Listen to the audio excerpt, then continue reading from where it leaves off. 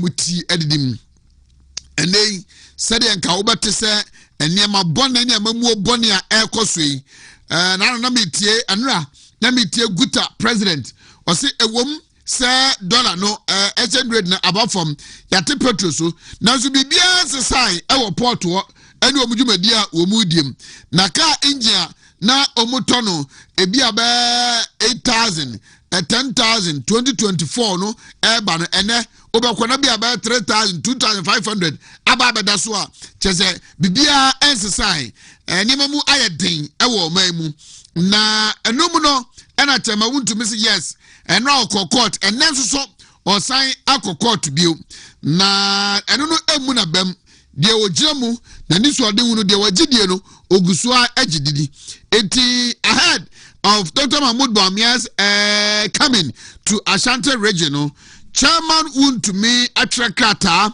ede ama party for nyina titu yania yewo Asante Mamuno se ochia se odoswa ejina Dr. Mahmoud Bawumia echi.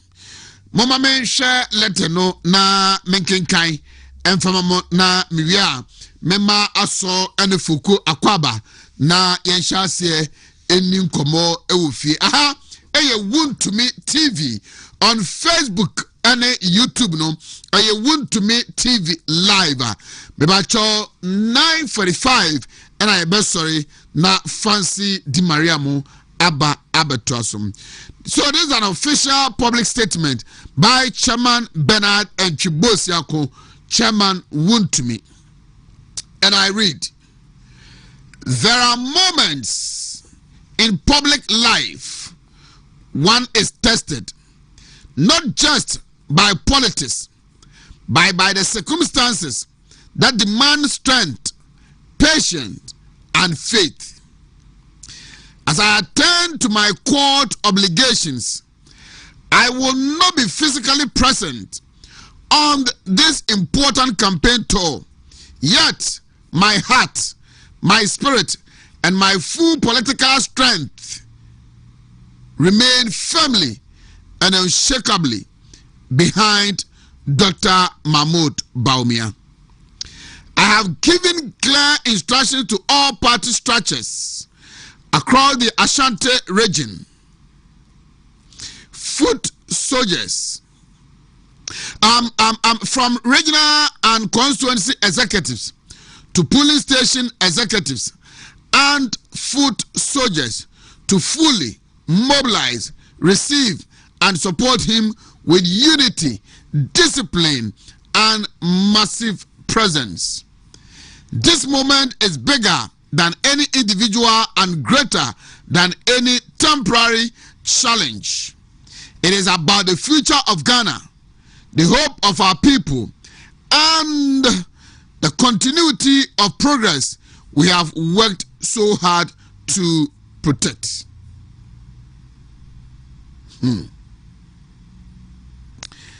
I place my trust in the loyalty and resilience of our grassroots. Let our conduct, our numbers, and our unity speak louder than any attempt to distract or discourage us. With faith in God, confidence in our cause, and belief in our people, we shall overcome every obstacle. The mission continues, the work continues, and by God's grace, victory will come. We enkratua Chairman Wontumi ato party for ahead of Dr. Mahmoud Bawumia's visit, and I say the campaign tour in Ashanti region. Na ene aumachibe no mienu meneno kasano meneno kasaya. We spoke for about 45 minutes.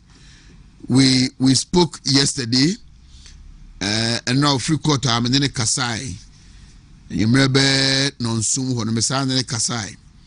Ena ahomache be no mienu or sending me this statement and me no edi enkomo enyina. He had wanted to speak this morning before Obeko Court, and I said, say, well, I could feel how emotional he was. I could feel the pain in him, say, or your accent from this political discourse. I could sense and feel how ready he was to join the party people in choosing our next flag bearer of the party. I could see how disappointed he is. Said the circumstances no permitting no Emma ne embe joining the other regional executives, constituency executives, electoral area coordinators, and our trusted police station executives. Say omunyina ne bedin komo na in Ashanti region as we did in 2023 ebesan aye ne say abiu. He felt so bad. But one thing I also felt from the conversation I have with him, and he said, as the words put it in the statement, he remains unshaken, he is not moved, he is not discouraged, he is solid on the ground and ever ready when the time comes for him to show up his loyalty, the commitment, the dedication to the NPP once again. Na meneno ne mpanifo bi nyina agree say ono de. I think the letter has spoken enough what his intent is. And then on court, maybe in the coming days, you know, I will say Obekasa, probably before, or you might even see him before the 31st day of January. Don't be surprised, say Obetumi Aba, in all that he is going through. Obetumi Akoko to cry anopa na ofri to he will quickly dash to Kumasi or wherever to physically contribute the obeye ama Dr. Mahmoud Bawumia and the delegation was also motivating her before the first day of January 2026. And so that is the message from Chairman Wontumi to Dr. Mahmoud Bawumia and all the party people, especially more Ashanti Regional, Mube receive Dr. Mahmoud Bawumia and then you throughout this week to next week or the baby in the campaign. 11 minutes after 7, ma me welcome aso ane fuku na yemfa yenkomo twetwe no ensha se omonfa ya boafo no and I say ye lovely ye cherished clients omonfa omo ehonsam no emra dawbo krata emu ensam no enso so ebeba na as usual it's a Tuesday morning and I'll be sitting with the Tuesday class senior Ishak Chebrobi. Among us, I say, our friend, the next Ashanti Regional Communication Director of our party, and I concur. Umu Asha say, our friend Sano. I think say he has done a lot, and he still has a lot to offer. Nema waye ni Osuma Wasum party no. I think it would be right to make him the next regional communication director of our party. George Akom will be here as usual, and then Dr. Samuel Efriye he will be here, but he will still come late. Said the Otayan and me who open more now so day to say Dr. Samuel Free Edda enti ono so ebeba. Mesha say mene the national campaign manager for Dr. Mahmoud Baumia Dr. Honorable Opare Ansa Ebedi and Komo on the phone lines na mashe so far campaign no baby akudrum and ne ekonano will be speaking to the campaign spokespersons of all the 5 aspirants no na yashe how they are wrapping up their campaign. I will repeat a section of the conversation I have with the General Secretary of the party yesterday, lawyer Justin from Kodia. Na ochre niema the election committee aye ene party nyina so atawmachi amomaye enuntino se koto abane awia a ono de ofri say none of the 5 aspirants the obawini ene de omanipa nan a omu anwini nyina no obia entumi ma abonten emeka bibia se aba yekoto ye no emu ena ho fan anase obi chinchim obi nsa anase obi boa obi enti ena odi nkunim anase odi nkuguo na I will consistently mebacho those are the MCR Boshaba and Shadak mebacho take note of this anopebia repeat that section of the interview I mean or processes, engagement, the kind of consultation, stakeholder meetings, the kind of hearing the election committee, Ediama, the 5 aspirants said the beya be able better honor fine na ubia into me enyanyina so bianca say abatwa yekoto yenum yesisino anase ye chinchim delegates no adwene sabe ede akwakoma obia wadi enkunim na iwia say be ma the reconciliation process no ayemre no omo ayenesa. It is 7:15 for konya so mo transe na yenhyase eni nkomo well yamra na yentoaso ewofie ha okay Sharak Mansanfa letter mame. People want me to read the letter again. Na mose okay, mo pesa monsakano. All right, I know they will post it your Facebook page one of them. So that mo pesa mo access no with me a copy and somebody download from one for federal publications and others. So it's an official public statement by Chairman Bernard Enchibosiako. Very simple, but it speaks. It has a very loud voice. And it reads, there are moments in public life when one is tested, not just by politics, but by circumstances that demand strength, patience, and faith. As I attend to my court obligations, I will not be physically present on this important campaign tour. Yet my heart, my spirit, and my full political strength remain firmly and unshakably behind Dr. Mahmoud Baumia.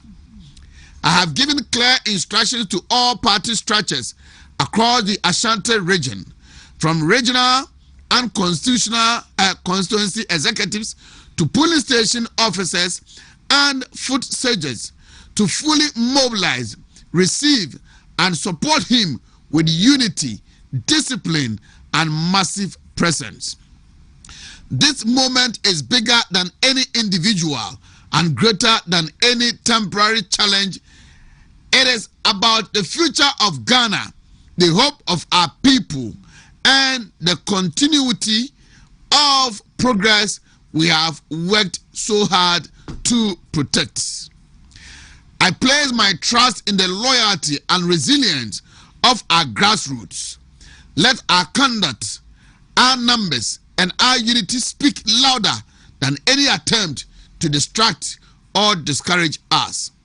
with faith in God, confidence in our cause, and belief in our people, we shall overcome every obstacle. The mission continues, the work continues, and by God's grace, victory will come. Chairman Bernard Entry Busiakon Enonom. And I bring the time to some 18 minutes after 7. Aha, Wontumi TV. Also, good morning. Morning. Fuku, good morning. Good morning, oh, I know that to say. I'm not dumb. Yes, And a young coupon as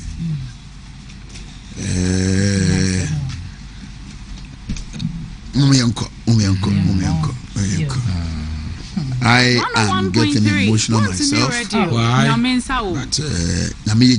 Oh, Nami. Enra. The prosecuting witness Omodi Kain a friend no in this case no ebai. I read the report from I think City FM.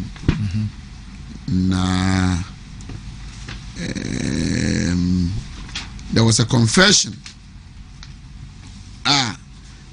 The witness obejina adaka mu a ono na aban no kwadu a obo Wontumi no obekasa ediaman no ebaya obeka nasem, and it was clear nasema okan no chese ono Wontumi unhuneda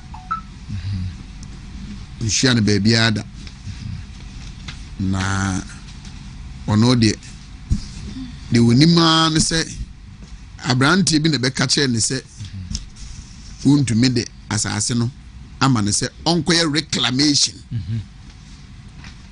chese amna omotutu a asaya eda ho no Wontumi asa abone pa se onko nonko katakata so na omubusa ne se sama aboy concession no abai Wontumi ene ma omu ekọ honum o se da bi abrante na ye fe ne Henry Ogum no ene ka che ne se omayen enko ho omubusa ne se o de krata bi che ne se empo nkitawudi a oso ne Wontumi adi no krata edi adanse se Wontumi na sensan krata a enunti okwa akoya adwuma ho ne eni o se wanfa krata bia anche no no kra no Wontumi no ebra odi ehu no ene se oti TV so no ehu no sama aboy ho ohu no hodampo ena kambese asase ne kra no wo hu no e wo honom ena abrante no so edna no saa ena ekaye e kire na wanfa krata bia na se bia fon kra mpo number se me ne chema kra kasa aye kaye nkomodi a edi eni nti ono de onim a obetumi aka afa ho arno na for the avoidance of doubt maybe say me read it from City FM omo ankasa a story a omo etreye. It was filed by Hansen Ajiman. Say witness says he has no proof Wontumi assigned Samurai Boy concession. And I want to read all the story. Michael Jedu Eisi, the first prosecution witness in the ongoing criminal trial involving Ashanti Regional Chairman of the New Patriotic Party, Bernard Entry Busiakon, popularly known as Chairman Wontumi, has told the High Court in Accra that he has no documentary evidence to support claims that the Samurai Boy mining concession was assigned by Chairman Wontumi to Henry Okum. Michael Jedu Eisi made the admission under cross-examination as the state opened its case against Chairman Wontumi and two other accused persons for allegedly allowing mining on 8 Samurai Boy concession without authorization. The witness, an artisanal miner, told the court presided over by Justice Audrey Kuzevi Tay that his belief that Henry Okum took over the concession from Chairman Wontumi was based solely on what Okum told him and not on any document he had personally seen. When asked directly whether he had seen any deed of assignment or concession document evidencing a transfer of mining right from Chairman Wontumi to Henry Okum, AEC responded in the negative, stating plainly, "I have not seen any document." Pressed further on how he concluded that the land was a concession belonging to Chairman Wontumi, the witness maintained that it was Okum who informed him and took him to the site at Samurai Boy in the western region. AEC also admitted that he did not know the boundaries of the Samurai Boy concession, had never seen a concession document in his life, and had no formal training in mining, but learned the trade on the job. The witness further told the court that he had never met Chairman Wontumi personally, nor seen him at the Samurai Boy site, explaining that his only knowledge of the non-PP regional chairman was from television. "I have only seen him on TV," AEC stated. However, the witness insisted that in Samurai Boy, it was commonly known that the land belonged to Chairman Wontumi, saying even a child knows. I beg you. Let me go back. Na me koridi. No me can okay. Ma me twaso. That I also admitted that he did not know the boundaries of the concession. I say okay. In Samurai Boy, even a child knows the land is his. Chairman Wontumi is facing charges, including permitting blah blah blah blah blah blah. Earlier in his testimony, AEC adopted his prosecution witness statement dated. Inti Assembly Tofabo Enyano. Inti AEC na aban lawyer Oheneba yese omedi adanse emano no. Enra cross examination extraction ojitum se edi kan. Ono onhia Wontumi da. Ohunu Samurai Boy hoda. Asase no ohunu so da. Abrante bi efre no Henry Okum. Ene ka che ne se Wontumi edi asase na ma no. Se omunko reclamation. Omunko kata. Se omu omotutu amana wo honom no. Omunko kata so. Ebio asase no onim ano, onim ba bi ehye da. Se eye studio hankoa anase trako Aweba's office or anase trako e car park o. Tino answer on your course. Henry no edere kono. Ono no onim gold ho adwuma bi ha. De onima ne se onum kodu ahonom no na osua adwuma no FM. De wo ne se oguru Samurai Boy a akora keto akora o kromo nim se concession de e Wontumi dia. Ba Wontumi no onsi hoda. Oma hoda, oma kromo nom asase no onko so. Nima obunim na ne so mohunu se okasa e wo TV so. Henry no so amfan krata bia ankyere o mu se asemo a oka se Wontumi na so onko concession no so nkoye adwuma no ne krata edi adansi eni de si wo court enra no na ene o be sa comment paibo eni se minianom sentrofo a aka no asem no se de ekoso court no bo ho amane aba abonte especially bloggers no o be report exactly what is happening in court. Nyame nyame. Oh, nyame tias. I've always said this, that if it's political witch hunting, Wontumi will survive it. If it is law, he will face it. Because Niawo can be report to different crime. That is why I chose not to read or report what I know. I read from City FM, Hansen Ajiman, and finally that report. The Bacho Yonkwe. Emulate Herbal Supplement. Edra Yabapa Post to Suffolk Tanka, the African Star, Akofa Ediaba, Eyang Juma. na aduro yi ba ye boaga na ba de hye pa obi obenum bie no fruit so besi una ase yade bia wodi atimi kan padua no ne ye kwankro yade insan yade ene yade wudu bia ye ntumi modi obedwam kura no na chese imuleti timi tu ase enti ne yakamfo de ama wo se tutumi ka kopabi o baby a to bi duro bia na onya bi na no mu a ebesiesi oni padua ama ne nyina atimi akoso anu nti ene yakamfo ama wo se imuleti eyadura ekama na number obetimi afre na obetimi ene doctor from penifo na di nkomo no eye 0535112873 0535112873 3p garlic mixture way eyadura piwake for womo energy aba na garlic no no machi musu ene omodi eguntuo ma Food and Drugs Authority penifo agya tumu se eye na ekwoti anyarewa wudro bebre botimemufo ho ban se eti anope wa wonsa no wonan ayetitiriti wodi hye bia complain akere wo a modna ma wonsa nka 3p ma no anya sa stroke yare ena ahya se ebo nka yeyo one pe 3p ni bia nso anu a ebekeka kwa na akwa akoduru enu ti na wo se hia se okọ drugstore bia de ben wo na akopa bito bia na de stroke yare no want ntem aka wato ho a 3p ni betimi aboa asanso apagya wo gyina na so bio anope de odwonso a wo bre obi nso so ne blood pressure no akosora ene da so nyina sa anope diabetes yare na ewie fonwa na amawo fonwo oredi mu nyina hyehye wo jo hu a wonye empabo rofru na ase a wontie no 3p na make am for the amawo anope de waye kese abroso asma yare no ada ne kranko no 3p betu ase piwake for na dia ba amefa mo number ne ma wa bra wo bo na no kopa biato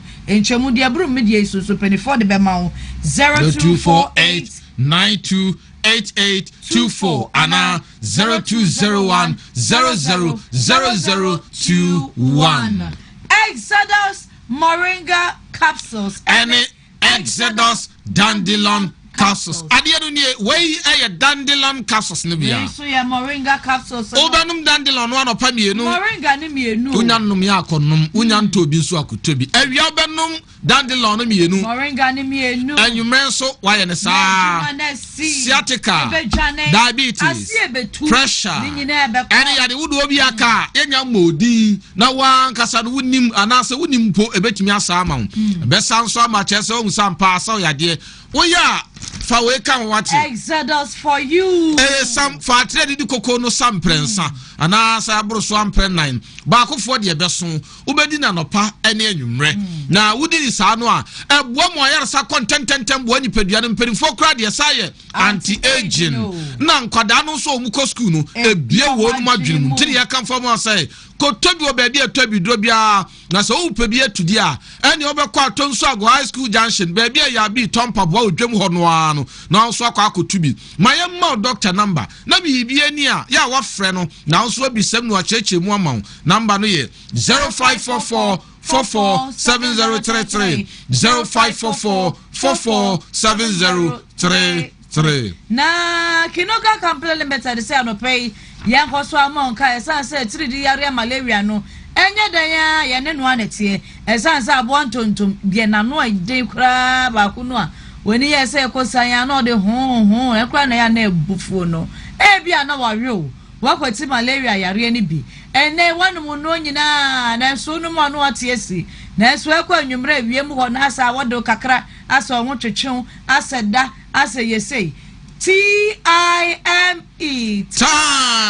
heba Mr. when you dry name ni fruit it says say malaria fever kwadia e better tadi amount na doctor dey draw way by ye beboa Ghana fo no e no se nyankopo aboba ene be ma na Adam ne Eve wo masifo ye tiasie ene enemu sayare no so nhye mu de be hia pa ni ye kwati bi edu aye fanse ho yare time HHba mixture ne capsules no betu asie deku oba ebe mo ya wese kitwa bi e ma na nyinsem so ahụ dia meka no momod na pese dro bi abeboa ama no nyina achisa baby a ye ton adro bia na na ota frija wo dia kogu wo sei chapo meka mama no emema ne so wo so no bia sa so ba ne nom na wa no bia abesa so dia ye ne bio ezum bia no nyina no ma na etu ase na ama ware na so mpra twen so a na keka akwa kodro aware no a frana na ota frija 0244 417669 0244 Hepasco Heba capsules eya topa ye ne yekamfo di amawuo aso maso kire won ye na wonhwe adui eni ese ne tie na ni tontoro wa ne tie na wo ya ehyem na wayi tontoro wa no nso eno nso hyemu no na wadie so eno nso yekuma bi sa aha hyem sa wo da mentie ano ansa okay yo Hepasco mo na onim achinyenti ne kunkusonko nso a yehia he eni ese ne tie eni ne capsules ne gumwo no awoso sheki aha na wunya ne sa no a de ntimi e kamfo we ama wo nyina ne se enim di fami ate ase se moje di efusani woni pedua mu no ye mbrebo no ankasa kora bi enu nti de yadamu a ebia bibia tu mpofi mu anka bewu ana moja awie bibia si anka wo se wu no na brebo no ayi saa de no aba enti ho akwa ese blood bank ti se de wa store sika bank no de yadamu akoyi no saa na moja ni bi wo brebo nim saa na nyame aye no ana afa nuane aye di ani ano no ni awodo aye num no eni ema ewo mu anka be kunipa no brebo no sone ni nyina so yi bone ni frim na ma papa na ye adwuma oni pedue mu ano nti ani ye kamfo ba wo se brebo no nya adwuma ubewu ntem enti kope Hepasco Heba capsules na adwuma edidi mani pedue nti no amanfo atini din se brebo boafo ba akope wo de sa de we di agoro bewu ntem obrebo so bomba no atumi atiase di nchina che tini asoko bi ato bido bia ne kobisa ne pebito na mayema doctor penini number bibia ni obetimi afre no na woni no adi ho nkomo number no nie yamfama we 0557453579 ana 0501459255 Gusto Mr. Dr. Tapini. Yes. Anopay. What will you funu emu wo? The yen funu emu kekano. The all sant in the corner Adriane. Na shall come over the no so ba be pra. Gusto mixture na make for the amount. But na ko pe bi ntu ase fa ma na mo ban so. Men so plus mixture so ba mama. Wey dry ye this ye ho your best man no che no oboso me so a wo bu hunsa kama wa bra no ma nyina be flo ye e be fia kọ wo mre onte ya woni daniel no e be dwane a meso plus mixture na ohia Prosta plus mixture so bo man na chiri dom doctor de man de buy no dwene mema ho aso no se mema ni bibre o be ma bu ho no ma no pay make say ya de rubber ato ne be mem obi so de Johnson na bede no na ode ne nsagu ne ti esanse ne be ma ne mu be hyehye ne mu be ya ne ya ne ho be twetwe no obadwu so be wie kura na obeto ne flap mu a wo kọ no na se bia kem na de akanya ne nam na ho Prosta plus mixture ne edu American for the ama wo o rubber na de ato be memo no no be wo so ya fa bintum no bon ho ban edu ne bio eye Prosta plus mixture enu nyina nso eye Nature Medics ene dia ba enu ti na se ko ba bi etu edu ne kopa bito ana obetimi afra papa Nature 0248778899 0248778899 Kitima Heba Center Kitima ese yam fanto nim na what say obi be a friend ensan yade na mu nsan yade ade a se eka wo a obi wo a wo hu the be sons of Adam many daughters ade no wasie ayaya obi so wo a obehu na ni atumi ya nipadua bi ni say o die na ni nyina be say your friend say ye no wa wi obeka so obi atuodu o say ya ye no o say ya ye no chese prekese untumi enyuri de ani untumi nyuani untumi nyusa ho ebe de Johnson nyina adware oh untumi enwro watade wochese owedi anyina asai ano no ya de ni panya obi nso wa esi na wo kwan ontumi nwo da bio na wo ho aye ne den no obrepa wo no onim se nam nsan de na ani sa anu obi nso kura wa ubetimi awo na so be wakwada no na wadi dem ese ni chew ne nsa ba akuni ho ne na ba akuni ho wa hwe kura de be shegalam se na hwe de be shegalam se se nsuo na ama wa wosa ebi kura timi wo yesi nsuo ba eye nam nsan ya de na timi ya sa nyema wei ebi wo chese enti yese wo de bo ho ban emfa ho se wanya bia na se wanya bie bo ho ban firi ho na atimi abo ni pedua tini ya kamfama ya kamfama wo se wo ho na se wo ye ni pa no dum pani mfie so a chese wo hu nam nsan de bi betimi aye nko ade a fodi chira bua kwase passe gawo junction ho no ma prof com fie nche ho a ube un kitima na nso akwa jedro boko obia no bi na emo ni pedua no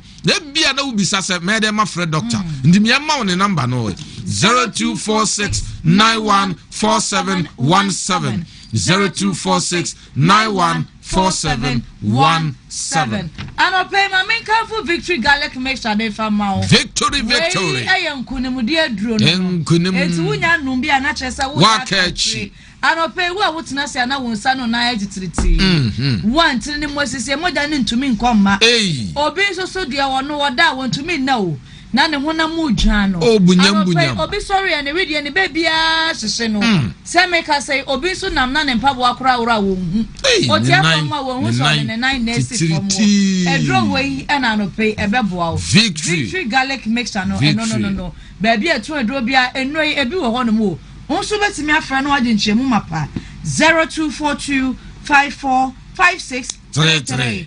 0242545633 yanche sika de unyo sika na otia ko ma unim baby awo a wote yanka sa abere bia no ye kamfo ma wo se foul phone say yam say ahwa fu bia no dale code ya de ma win *850*25# wa upesika o anopai no dale *850*25# unya dale now send this pe no be one say a free 5 Ghana cedis ekosi 2000 Ghana cedis no e be kire na wa choose the opposite of the so u twa 10 Ghana cedis so u twa 100 Ghana cedis na wa send it na fe uwi a na chese momopin no wabo na chese ko unya sende ko se pe ohun se ade no uba choose wa lucky card a free card 1 ekosi card 5 wa choose baako na sa ade no unya ye wie se pe uba se ugina wona so wa pekin kana ka cho se wadi uba timi adia bedi 1 million Ghana cedis enya kanisi ka 1 million o ene 1 million Ghana cedis that's a billions of cedis ana wo ba bedie wonwo enti ne say ubenye sika dia your business ubenye sika dia bobra enti fa wo shembi memma code ni bi ohun *850*25# na wonya sika na wie na nso wudi eni ezansa wo bedi die obu be hyehyew oho be twetwe obu ano be hyew same kasa no pay obiti fe dwane say gaga pepupa na achewo ukoni pemu a enye obi akiri bremu etutu no obi so mu na mu nyina ne babia ya ne ya waye say boho that is the oyare asem na wo kan no pepe na make na so no pay sa ha we bi nyina na otete wo de adura wo hia eye Haxa Mr. Any Haxa capsules na also yare na crowd here etenete e de ma edro we obi a na wo also bia wonu bibia bedi ho adanse enu ti na akọ adwama so a wo mo no bi enei abo o mo to mo also na se nyina no omo sa na mra ne se also tamfo na baby etu edro bia edupei ebi wo hono mo won so fra doctor ne ne nu yare ne ho komo 0240238310 ana 0203822855 SM Bitters. Yadi adro.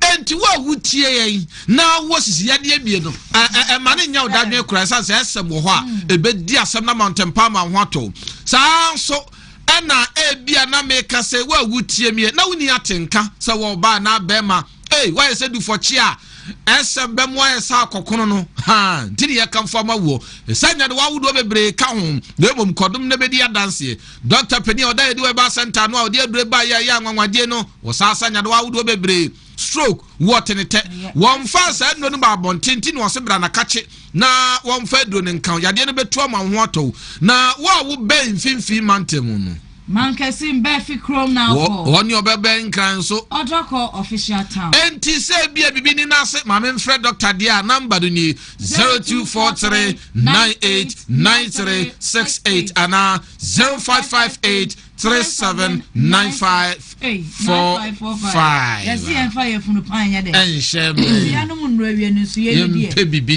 4-in-1. Gary Sitch womb, and catch a womb, and you didn't do a one na ed the papa. And no, you may call Chumba 4. Indomie 4 and the man and the Mediani and one of the Diana the Diana of the Tro Catcher Masano and you keep word pepper new. Boja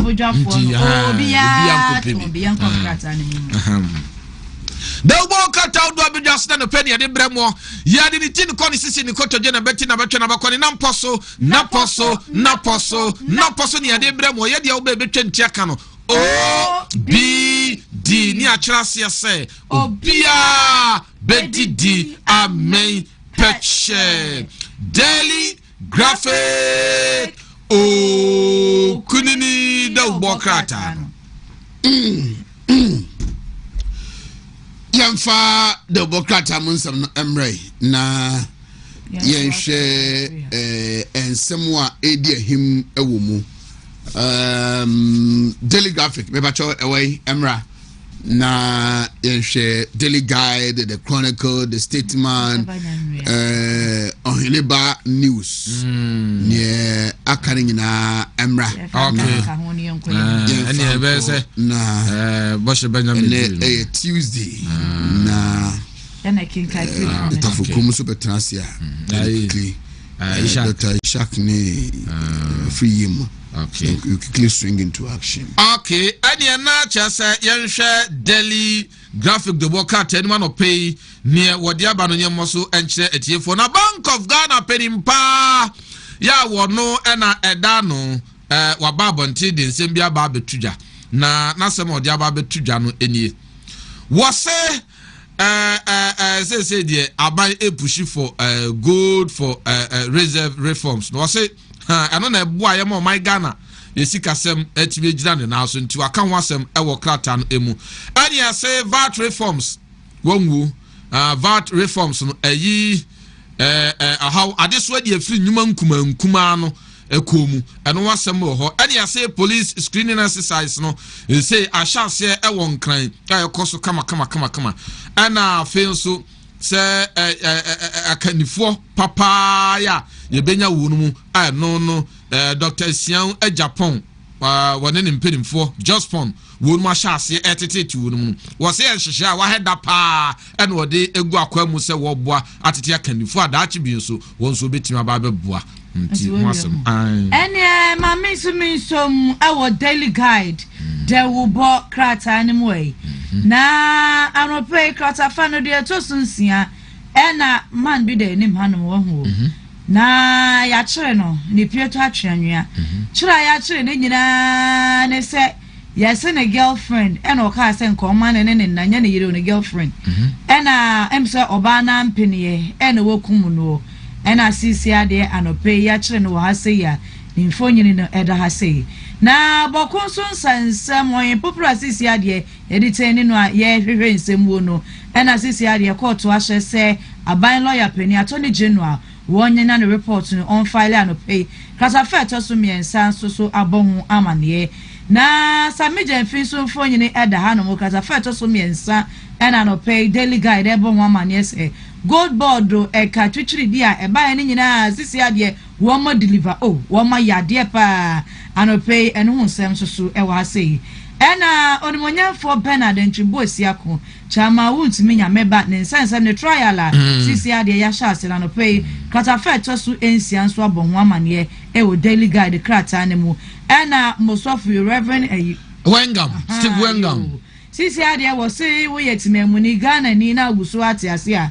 eya yinyame aye kakrawa ne je anwinwi no anope katafa tosu nsia e wo daily guide so ene boy no hu so ama ani na yanko de ahin so yamfa breso sam da boka ta no nto aso enti adepa check how no ma se what was wrong adepa yanko yo Ruta natural product na Ruta natural product ya kamfo ede ama we na ya kire wo se enamiensa na ye wo Ruta mixture eye malaria ya de do tatahwe tu malaria ase na wa benum bibia no woni malaria trunkwanta mapai enti bomodin ansa wo sabetumi akabie na wonso atumi aboa wo sanso na ye kamfo ma wo se we Ruta mixture free one ma yo Ruta tonica and also typhoid ya de tu ase enti wonso kokope bia ye hwede anope ono so ede ma ye ne kro ani nia ena yede to awuzi braso sem do boka ta na no pay wo ba ye do de ba betu dwanie wo se aban alusu 7 billion ewo eye 2020 ni 2024 gold for reserve any domestic gold purchase program no Bank of Ghana penny ene de atuja Qnet ani ase de posifo kwa dum nipa aduanan enso bi a waji wo no de Africa net fo nsem waji wo mu de Africa net fo nsem enti ano ewo ho ani ase Ghana economy no ena o chese se ye nya aya nhihye bi a ano odin pa dia ali anhwa bi kutanhwe nyema bedin nti kran e dia ba ene na ayi uri we ne so kwana etien fa Ghanaian Times so de wo bia mo fanso so na ye nko ye ne moy eti Ghanaian Times de wo bo krata no eno so ye de to aso anope gold board say samono a gold for oil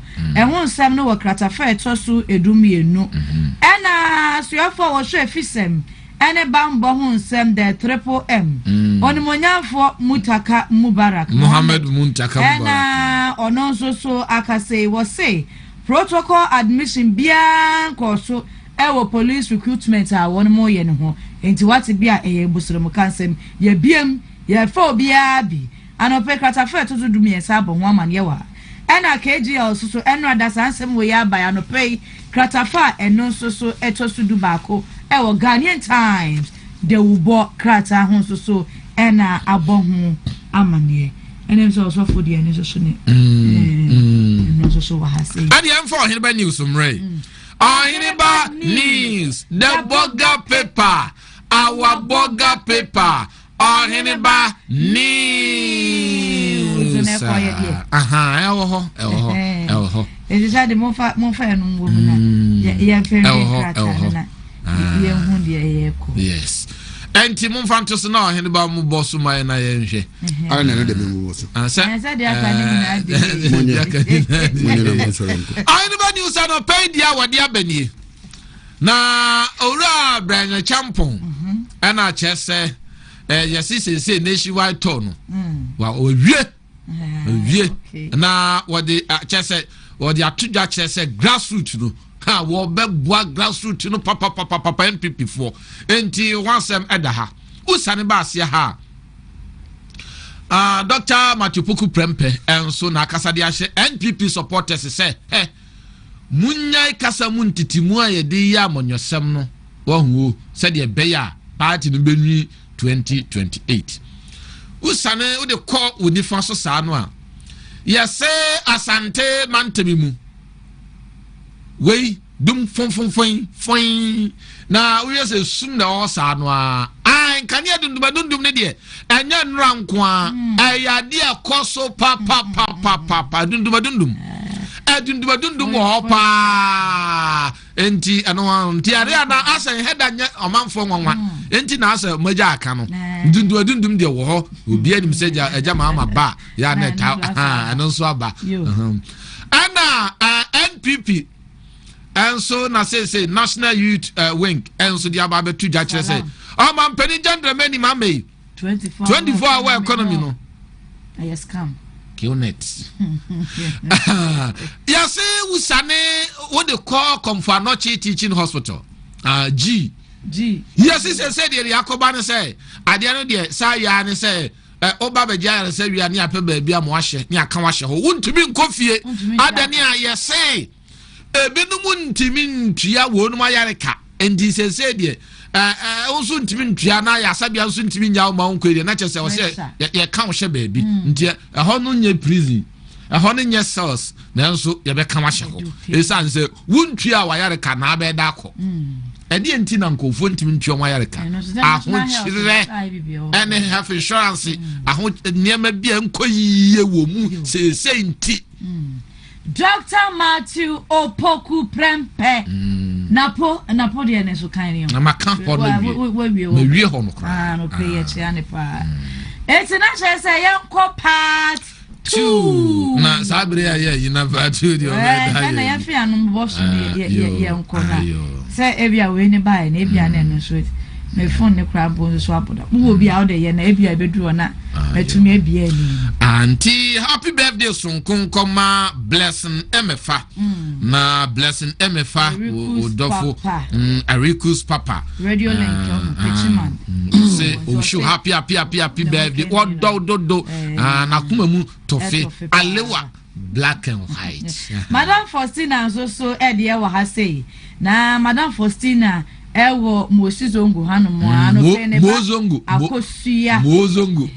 ti akosia se sisi ade ne maame prekope ene no nti Madam Faustina no pay ye ma happy birthday na me show no more ho by pa so emba you are done all right mama ntanemra mama na me homra sisi a memra no na bibia e fine na fe menu abedin komo aka atoaso nyina until 9:45 sorry free hano ye digan hankomo meba tweme for say yenko demonstration yenko e work eko kasentia na MPP for tabonte so monti ase say yenko demonstration against John Mahama what be that MPP for say omonti ase say ye demonstration e tia John Mahama mem yekese medwe ho a me hu bi da me ti bi so da say MPP for betimi akeke against a decision to demonstrate against John Dramani Mahama. Kwaka say this it party no Oheneba me the 3 weeks ake ye mompa say ye deche na go to 31st me gidi say the BC Bedavoko boss Martin me joso afisha pabiu afim committee Oheneba na pom to say adom ne mpaibo congratulations and regional communication director no bo about to say 2024-2025 party communicators are more dedicated at all times, all day, all week, all month, throughout. Dia beso TV na to so beso radio when I'm with Tech now we call Pio, now we call Angel, now we call Kesben, now Bahanum, now Fahal, now Sneha. They recognized your dedication and commitment towards the NPP. And yes, so you're bored, I remember some of this caca. Daddy. To want to find lunch in there. Lunch is a boss now. To know any of the show. That's an enemy. I even to me. So I didn't know was. Oh, that's fine. There's a Jamie will be at you, will be answering. No, offer buy any. Offer the buy. Okay, but before offer better trust them, my more poyanda. Yeah, he did very good job. Enra. Very good job. Me Bob Poyando ambassador organization and I'm a general secretary so Abaso. In fact, to be chief executive of MPP enough for. Yeah, so better time baby even 30 minutes keke crampo no. Here enough for because wait but Enra. You spend more than 2 hours there. More than me ko no. Me ko no. Otina ho no ma ba be 4 hours. Enti wayade na bibia so de na kwan so. And you see party communicators at a point it is a serial callers ko book say dey omo de mo na egu ho na me boa. Aha. Na omo ene main full soldiers for the party. Yeah, omo kasa radio so television so ni ade. It is the first time we say region B directorate na ISRD I recognize them. Na omo bo mpanifo omo ebo mabaso no. Na me yi di na meti. Na odi so bo di na no mo wo nyina mo so deserve. What I say, Ombodina, we so deserve, Ombodina, Omuso deserve. It means say, communicators among themselves, they know say, we move the moyade pa. Na the paso yard is wa, was I yene abasobo. Intino, ye better direct it na access Wontumi yes, na other regions also no. Omom kika mo kakra na se obetimi so ayebia ye course an ba ye no ye nso da so bie kakra wo enti na esetimi se nkofo nkran na ye santi sabontin until new communicators or the old ones will be maintained. Naboko Ira nti e da Paul na in penifo. Yes. JFK so ye da ominas. That's fine. Let us service to God and mankind and then to the party. And that is what we did. Maybe I'm too penny with fear say. Yeah. I think so. We held and then I'm say why you busy. I say friend Pong. Sometimes a friend Pong for Bobo. So then crab bro say so one cassette. From about me amra men so free. Our transcript was anti opening your chair with break. Na concurrence so mediama Oheneba. Na Reverend answer. Also chair be brave. So we have about 19 days. 17 days, Anna. 12 on. 12. So 19 days. So far so good.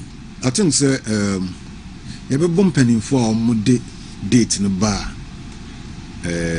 Almost say no January no 31st you be born about super. Some of us, somebody buy who said 1,000 may be who they return for you know. I said, yeah, but I don't know. There was some camp beer, and I said there was some camp beer, and they were against it. Oman and Indian tell no more against him. But see, I think the people has been vindicated. Oman this idea in the buy, because Omobo, Omeji, Omo, Ebo, because or bank 2 hours ago, in the bank, Emwa. But saying what I'm seeing is that. The more air courses here, the more not you're about me, the gap no or widen be brave. Because nature and a ye baumia and amano. Being a non casa cry and I say circumstances in is favoring him. A yin and name in Anumako and trauma for the two the swinging. Me and Anunin and a Bible say time ebb cosonano, a yin and man, which is very, very good. The American manager partner said the Robert can say said be who feel be bring no answer kofa wo so ba be okro no so sad kakra with the best room said one can say if you don't have anything to say just shut up so uni be aka about policy unu be one ukwa kakra be ma MPP for na okoto mo fam mo down with niko men say me cancel no be brave because you can't do that. Onye nipa no film we no wasa begina platform so page na sase o me de cha no ye nyina ya ka bom wa ka bom de other year no fin na de no why na me hokoro no you understand it in the best way omunyusu time aka we bel 3 weeks aka we no mo fanye clean up e o Yoruba mi ahu o mo fansen sign o mo no ni nema bi o kan ye nye bebre nyina ko betimi a o fa start time we nye so that immediately after the elections no ne nkoye reconciliation bia ne ekoye say fighting straight away with the NDC to win the power in 2028 time ni ho so we check Ahasia Ghana Ahasia 200 and something constituencies 276 constituencies no Oheneba so also we adwuma ni yi pa 1 year untimi nya ni nyina yi da constituencies free war dynamics ni niema bebre so here. Identifiable groups one day so there are a lot of jobs, a lot of work ahead of Yoruba Umia after say while winning elections, winning massively. After so while winning massively, or Juma Bibre, you have to touch ground, you have to touch base for the grassroots in the MPP for non-MPP for Ninano. I be who say a Jumano Ubetimaya now say Wontumi. In fact, I didn't show himself. When I said the cousin and say and Tora. And this virtual about could be about say oh now when I boy you know free be stress free school fees or something. Be a school university some try do university be a school crying in echo obi no one one city cry say stress free dabi be a school crying go school go accommodation government the no cry no range around 4,000 Ghana cedis a private the no average 6,000, 7,000 in Omutia. Hansana ba schools fees na ankasa umbetua no university ho na ankasa. Ebi dey 3,000, be 4,000, be say a umbetua ni nyina. So what kind of accommodation in bibia bomu? Some are paying not less than 12,000 Ghana cedis. Hansana ba the personal way ni we mu. Eti ompien free fee nko no parent no onkuta kwa nye 20,000 Ghana cedis, 200 million. And then committee partner tier former constituency executives for former appointees by account. It will share number now about 98% of register voter registered in the 2023 in 2% pay any the account. Now no me busa elections committee secretary Yamwa say in 2023 no voter registered na number 208,000 and then addition in the account no it's about 214,000. To show my 8,000 and a ever count. And the said, say, all elections need be 2023. You were given an album. Only moment that. To him, sir, 98% no dada. Yaka 8,000 now. 8,000 so ye pomukra yembre because obi aye former constituency executive there. Obi animno. Obi a former minister, former MMDC da, former national officer there. Ye show my yembre. It will be sound said ti dada enko for bi yese abono ye be wi abemu and ye kofa rigging election rigging committee. Et that Oheba bu sound say and say nyina sen sa future enko for tugu amanfo ni mu abonte no. Enya so be na wo so. In any case, Yabra say yeah verification to make sure say be omo wu any say be omo edo mu dia beka ho nyina no. Normally say electoral commission or ye voter cleaner of a political party. There be ono atena se eye ni cleaning we owi a no the abona den ama political parties no. But MPP crowd they've gone a step further. Ebra yeah verification no. Elections committee no ma aspirants nipa 5 no so obi afa no ne can say mponfa no rep anamusini embra at constituency level to 276 no obi ade ne rep cause yen kwankwohwe ye wieye almost say bibia ye friend no validation apart from say yakwa bibia constituency level no yasabe share akra no so aspirants obi afa ne rep mbra na adwuma amkoye ne former na mo agents wo hono mo amsama agent wa akra ha ni invalidate adwuma o maye adwuma pa so maye adwuma pa o ye no free wa o ma sa akwa bibi a friend exhibition last week ya abohu dawru asa abohu dawru say abonu ni to obi akohwe on ekoto aban say odi wo ma kohwe o ye no free wa ansakra na from the 19th okono Electoral Commission has started the printing of the final album. Now, Oheneba Sebio, Obi Peso Uria Bemwa, sa process we. You know, about 19th, no, Electoral Commission they print you here. If I had the aspirants before 31st, no. Now, Oheneba to show say Ejuma omo eye no sebi enya de a omo de bibia esi enkrofo.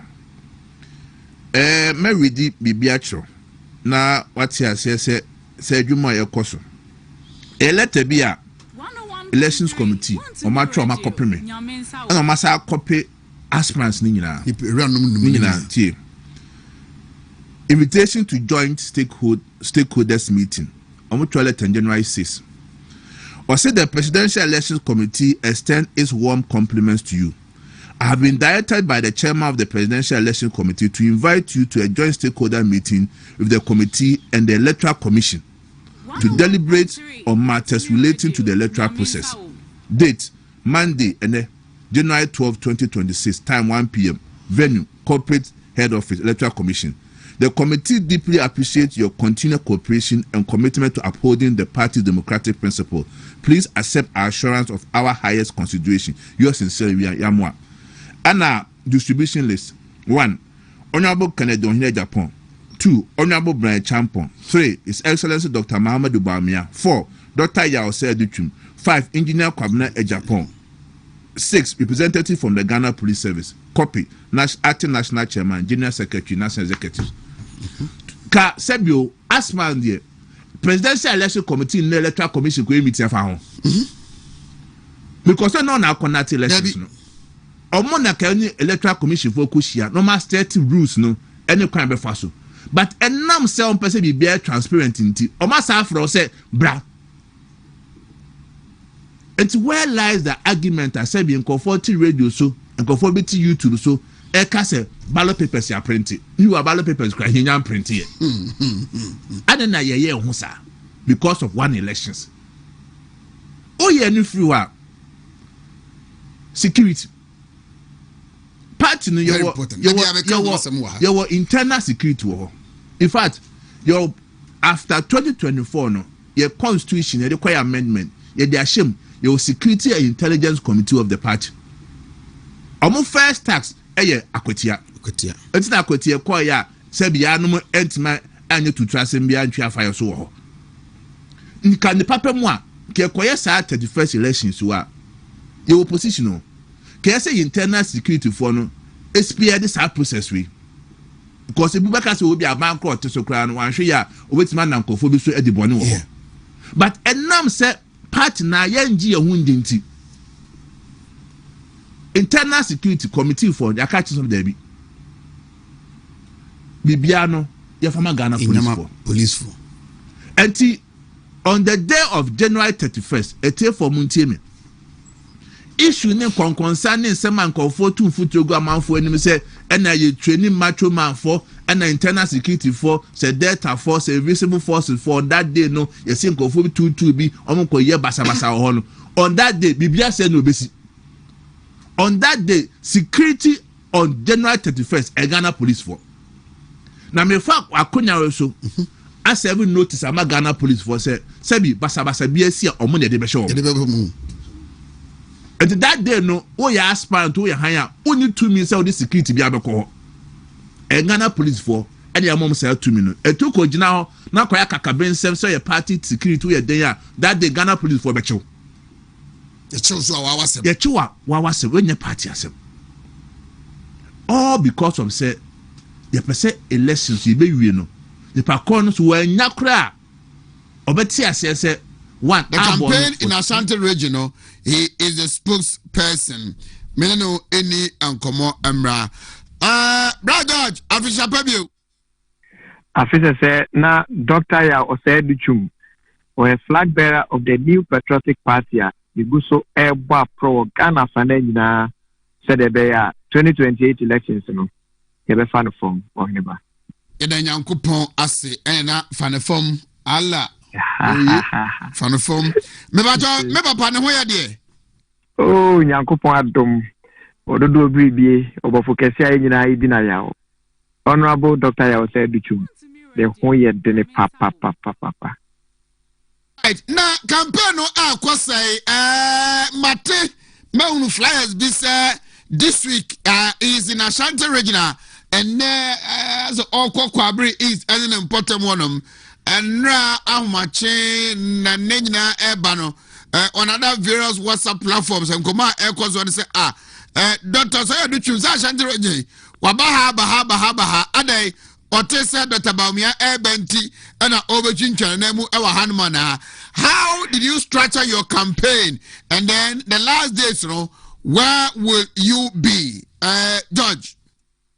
Oheneba, mame fa kwan yi so na me fa sida kese ma woni etifo ne ahwefo nyina na fe mentia yewura Bernard Nchibosi akọ one na pamfo nyina na menka hye ni nkran se bebi onam bia onyi tum se oyo nyame baide onyame oka ne ho na Oheneba o hye Dr. Educhum campaign na on se campaign bia no e was strategy a o de ko campaign na yenso ye hye ye hu se before si Asiedu a ene ekobi boa asantemam ha election ya ye koyi o hye opani a wa free asantemam na sabio ne mpasi asantemam na oyemra sebedwani wa asantemam ha o company fo num no ho a e honorable Dr. Asiedu Chumko a enti o hye asanteman aso okeka no ho na o ma ne ho mene so kakra bi a na New Patriotic Party ye dinkunim na ye bose no na e wo se hu kwan a e be fa so a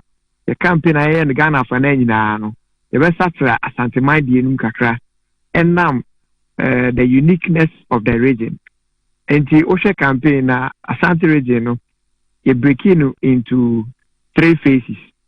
Into the first phase there were constituencies via ye omo ho adwuma. The second phase so there were constituencies via and also so ye ho adwuma. And after na do the third phase and also so some constituencies are strategically ye said that jay say enam ayonko fashion could be any omo enam bia numbers bia omukura ene de yeso ye hwe nim e wo sa constituency ho no na yentimi nya no said ye no ba fufuro bia no nemum sa constituencies na aka kire ni de ye be fa kwan fufuro so na ye yenso so no ye hwa komma ye trimpo etinye obi a yate se oba ana waba enti na yenso so yitu anamo etisa esan se penifo di kind de krata ba se so pese o region BM a ene region ni penifo e party penifo ni nkuta ho ti odi nkuta ho de a ekire se omo so betima ma kwan ansa na wate esi region no mind you Asante ye 47 constituencies. It is a 47 constituencies.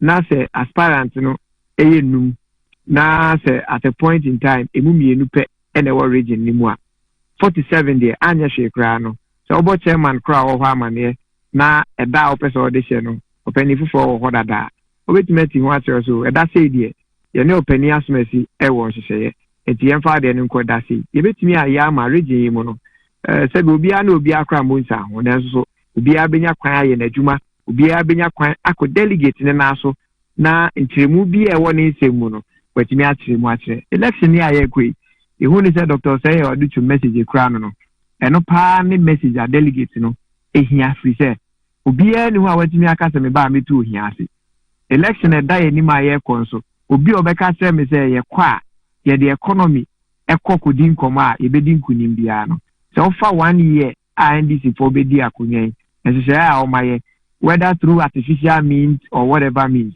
and the debate on economy no e kamia ye say e be den say say ne omo eco transfer akoye sanse na e betimi adi omo sunkuni ti o say e fa kwan foforo so ye timi agi to me FNDC for sem e je ohia e na ye tu ase ohia no so tu ase a de na wugina so a wo di tu ase e ye ngumasua e ye education ngumasua no ye uma hodo mienu ye formal education and informal education ni mienu nyina ye ndema Dr. Asiedu Chum owo sa formula na yetimi edesisa o man sebre using education Oheneba.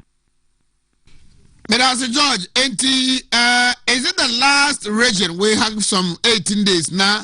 And then kasa obi kwa bekase bia the last 3-4 days le mo betre fie na mahwe mo asese mo campaign afi no mo security sem transport ne honkono ba and you know we have some few days na yeko Achandro Nyamobe, is it your last region? Have you been able to go through the 276 now Aka region now anase Oheneba Madam for Inibia, why century maybe at a pie, friend Nana Bema. I could do a santimon point on the Asukahene. Now, baby, I chem or Mamin Kujana Yebi. The Koya, ye Baba Foka, and a rough affair to be Jai Quine. Now, Jai Quine will do Carno Hono. me who say running the number man and no says na running number me dey me say number JB koso e di be na ochi me na me call ni wona say ohini wada mana na no ru akoko ya o dey the number say so the number ma we wa besra wa na o se do mesra me no besra me so am in country e di na say me timi throw baby pot ya akoni wo de betima kan say ya core regions ni bi pa na me nim say for strategic reasons yetimi wie Asante region de aka no a nkunimdie kese shock kese pa na besi wo na as far as 31st January nkomo we concerned Oheneba Medase mo na fa encha ema Dr. Richum any team na aka no enyina ema entino mo we how many days na Asante region mo ba third phase oh Oheneba me nim say de aka no fie be best in the Franson, you bet me the Akanina. That's fine. Medase, Yamen come on. Mira, Miss Medase, pa, and a coupon. A brother from Babram will fear Hawaii. Pastor, brother, one for the breast to your mamma now. You. Oheneba myself, Arbon, and son, I bet to about January 31. Honorable Dr. Asiedu, or Wontumi TV. Now, you will be Dinkobo. Thank you very much. And now, George Opoku Amponsa. I have just read from Henry Nana Boache, the national organizer of our party. The page, I think it's about 15 or 19 minutes ago. And what they abetuonum say the NPP party. A beginning at the let me read right from the Onoana Tray. The new Patriotic Party initiates processes to expel Professor Kwabena Frimpong Boateng from the party. Now I want to believe say Nancy Mwake can and radio educam. I figure I say MPP party a fit a fake party and he doesn't belong to the party anymore. It is on one case it doesn't belong to the party anymore there. Na nyankupo ontona soro hwa na anope bia betra no mo a ensem se ne tetia onso yakoma no onso ya no na yankokasa enti apanyi bi na wanya party aba ba mu ama wanya ho se tam one wo ba ne be ya na se galam stop as enta ho ahoni committee odanu monya ho se tam galam se ho nsensem na excavators a eni ntabansu etu enya wabreso eni sisi party na opposition ti na mabom kokko be bosumi mienu mu ani na me ka che mo se yewura the last 2 weeks of December and the last month of January na ye dey kwakoto aba na ensem de mbati bi pa na mamensa ankensu bio se efi na ekwen mo batiti audio videos they AI generated any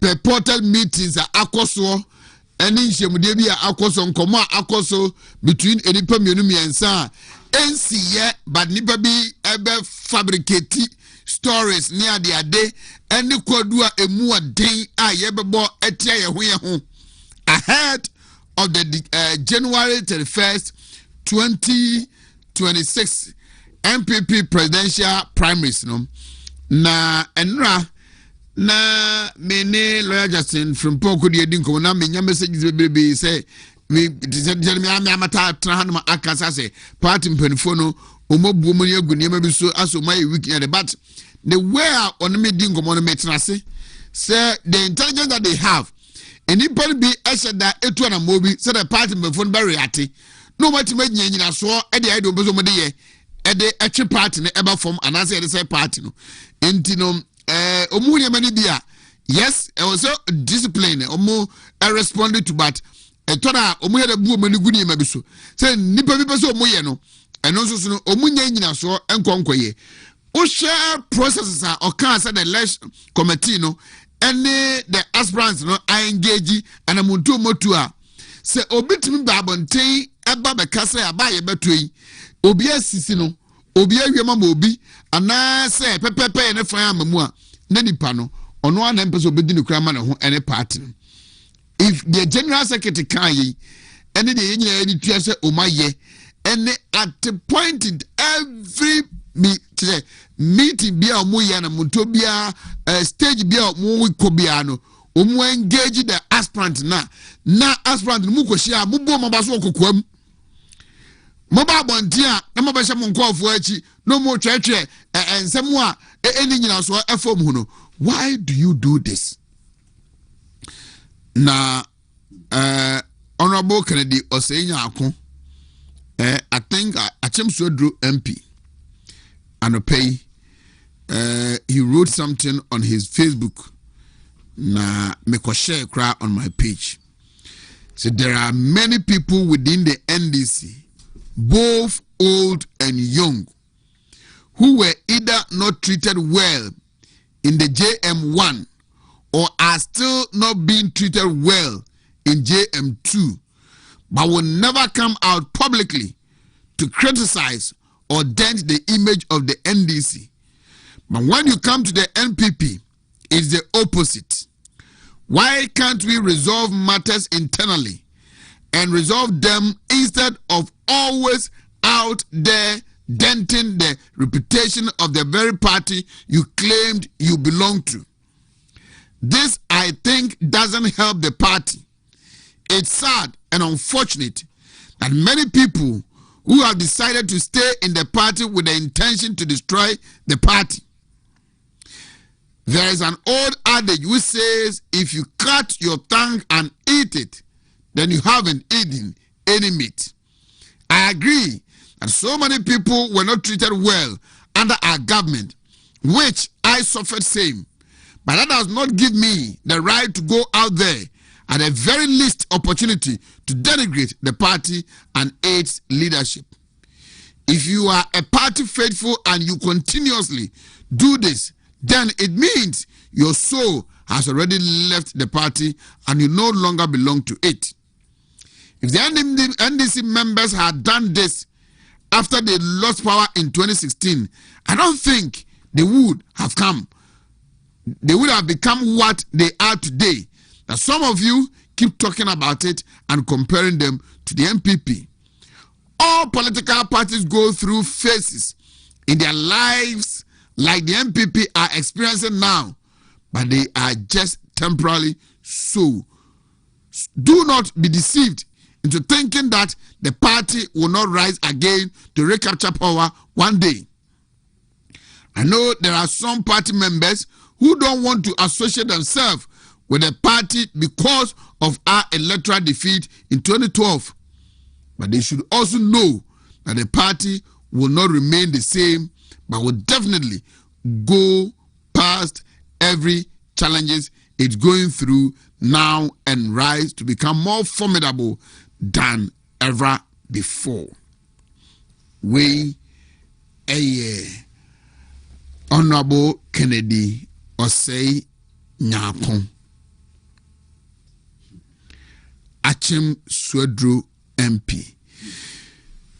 Mameke Gagrata, me read here from Henry Nanabuachi, a page. Na TMB. January 13, 2026, for immediate release. New Patriotic Party headquarters, private mail by Accra North, Ghana. Mebacho move to me Eddie Ato TV so Eddie Mame. Eddie NPP. New Patriotic Party initiates processes to expel Professor Kwabena Frimpong Boateng from the party. The New Patriotic Party NPP has taken due notice of comments made by Professor Kwabena Frimpong Boateng during an interview on Channel 1 TV on Monday, 12 January 2026, in which he described the party as a fake party and further stated that he no longer considers himself a member of the NPP.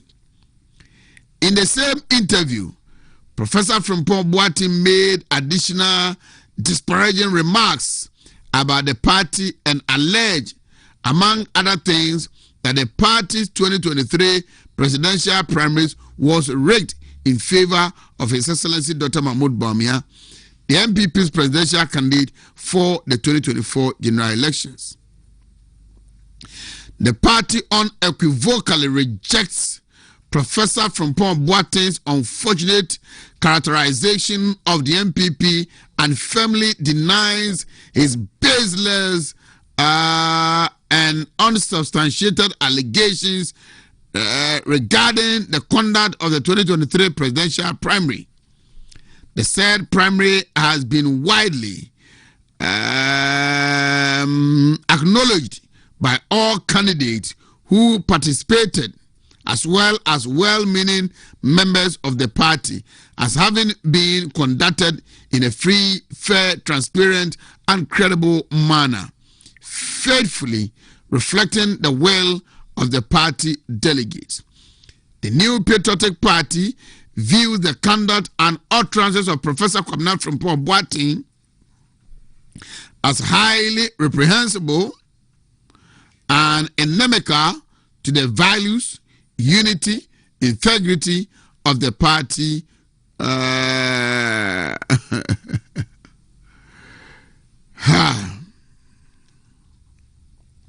As having been conducted, of the party. Okay. The New Patriotic Party views the conduct of and utterances of Professor Kwabena Frimpong Boateng as highly reprehensible and inimical to the values, unity, and integrity of the party.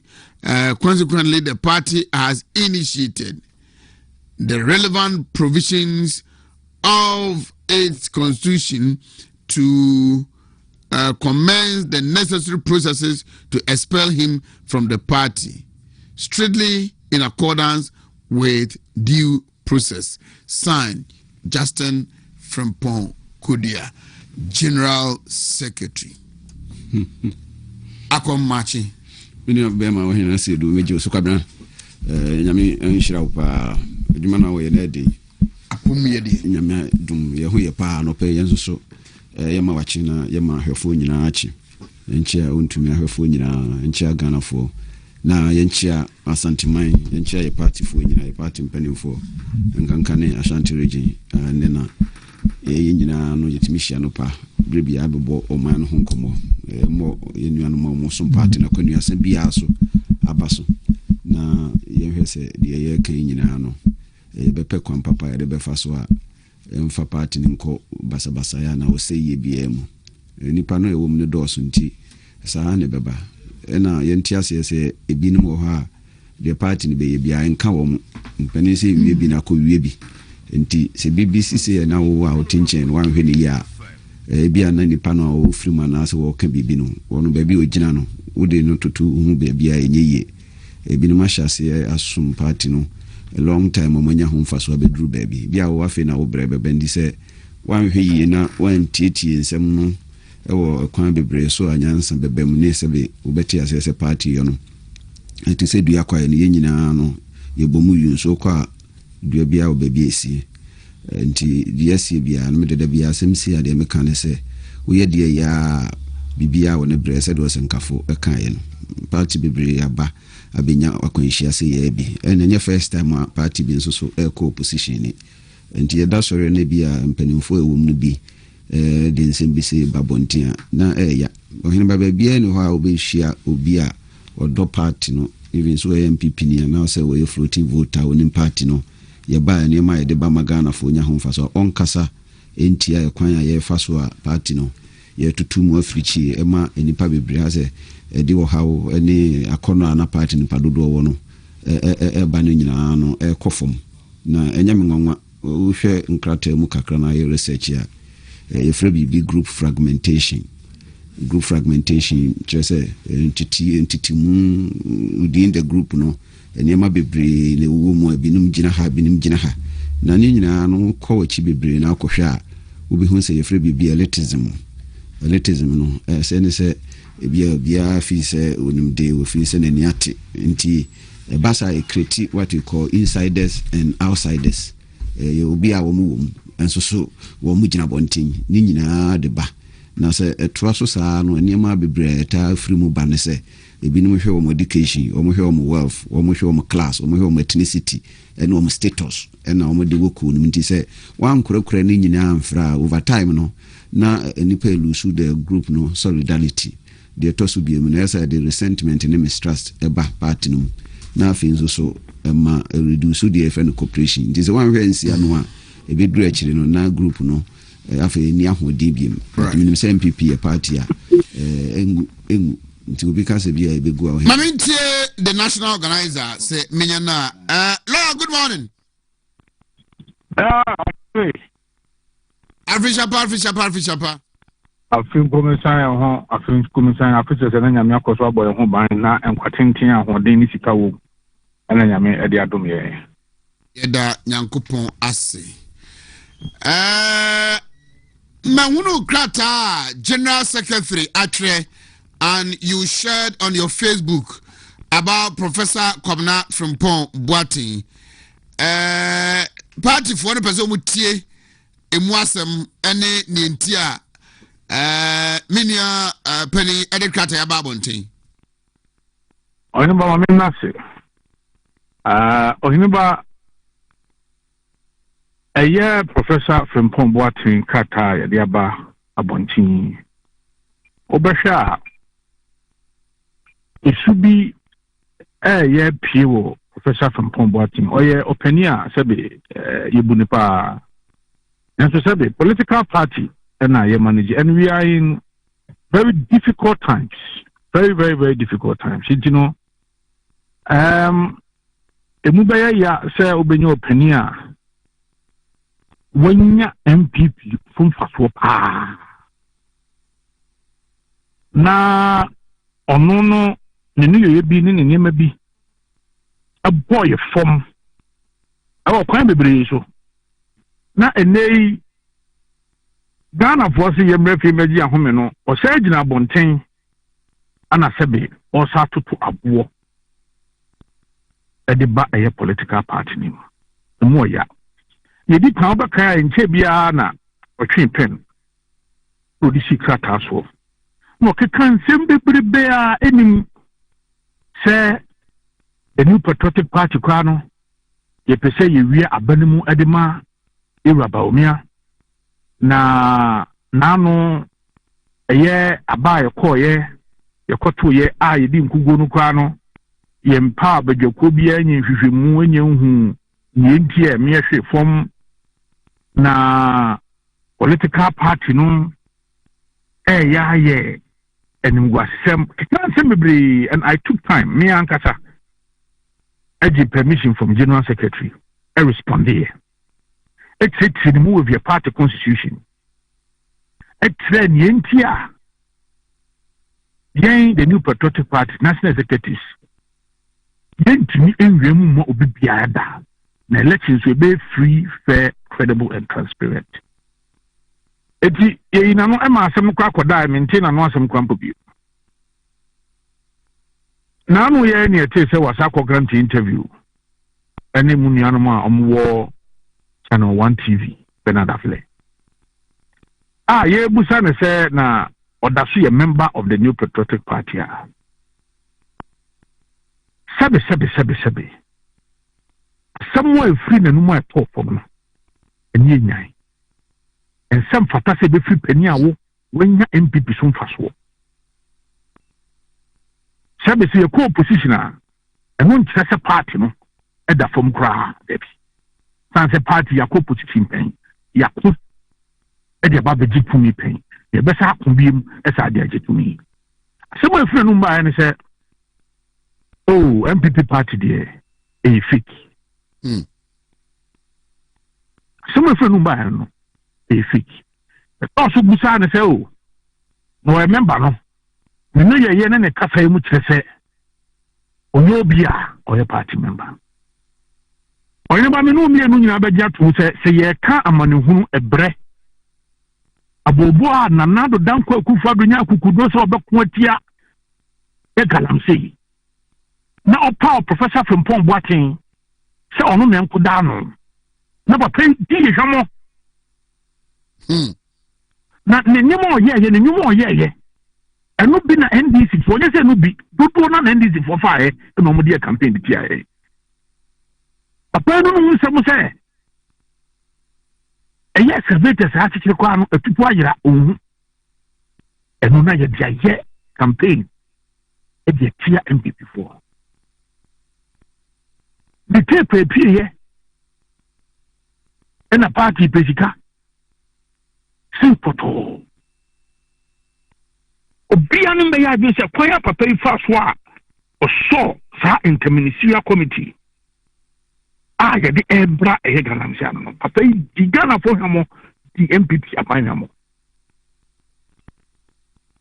eso ena onu anya simpia gina so sabi atutu yampia de political party when you so fasudie obi minister home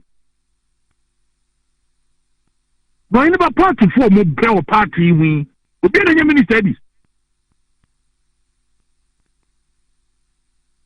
na ene wuti make party na bo so a good party no fin si dia na Oheneba enye obi na kumefi boy saku na diniti kwaji atrema the political party ni fake dia then there's no need for you to be part of the political party it's your leadership take steps say opening party or see a fit no e be in film na ya dwen ho ya hye party yi amagana for ajia munyane ntantem why Oheneba bajoze munyane ntantem o je bajoze ntantem so wadaroma. You are the national organizer of the party. 31st January, another historic moment in the life of our party.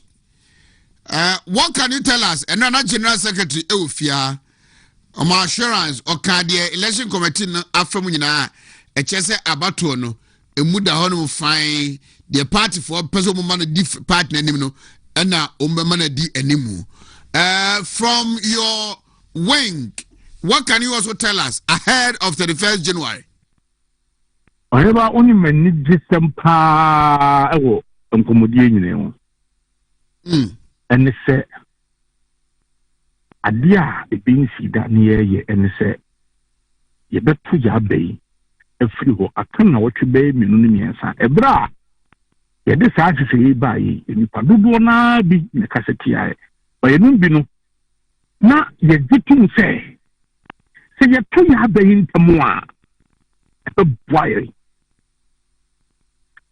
because Oheneba ye ntimi nkoso ansa ntwemu afibiem na mentimi ho ase wantwi kase twitire sabe eniema ensem fata a rinya ni nimse ya na tai eka akansi ho ena eba e party we be nyame chade aka na otwumenu ni miensa pe ne kwakoto aba na me de megidi ye se party fo ni nimyeye no mo penwo mpanifo ejina nyina asafata obi asum party yi obi animde enipa over 220,000 no ebeko no mo kwakoyi ni mo fi se o sefata omunya sefata de enso ba ko anyi be yi no se umbidi aka ne yemom de ya so de be so ne se we have to make sure say grounds no is free, say transparent and credible. And I think say my main comment the Joe Wise committee to media edisine nyaka we nim no kwasem ni ene doso sansa abato no mu de nsimi breach mi pifumba e be koso asro mo so omunye bibia ne munye fine se ne be ya no bedi nkunim no obehu ne se wodi nkunim ma party na yesi wodi nkunim afa na no bedi nkuguo no so no ohu ne ho se wodi nkuguo ne ho mehu ne ho se eye dwumadi a owodi na odi abo party na party no afa no nkuma pa efra did you say after 31st anymore boy this will be the first time then Ibenya and I see a presidential candidate Ibenya close to about 3 years 3 years obey effective campaign at the my boy Oheneba. All right. Now, after 31st January, and obey official announcement, sir, all contested for first national vice chairman, Anna. Oh, Oheneba Nyamian Mukweni say, a wabontin dada. Name of Senia Okan, say, Bia, Miano Mekuch to be a good crack out to the Senia Okan and Ukrainian, a idea you declare intention that a Miamin say, Wohun, baby could be a senior Mayaduma, Patra Madum.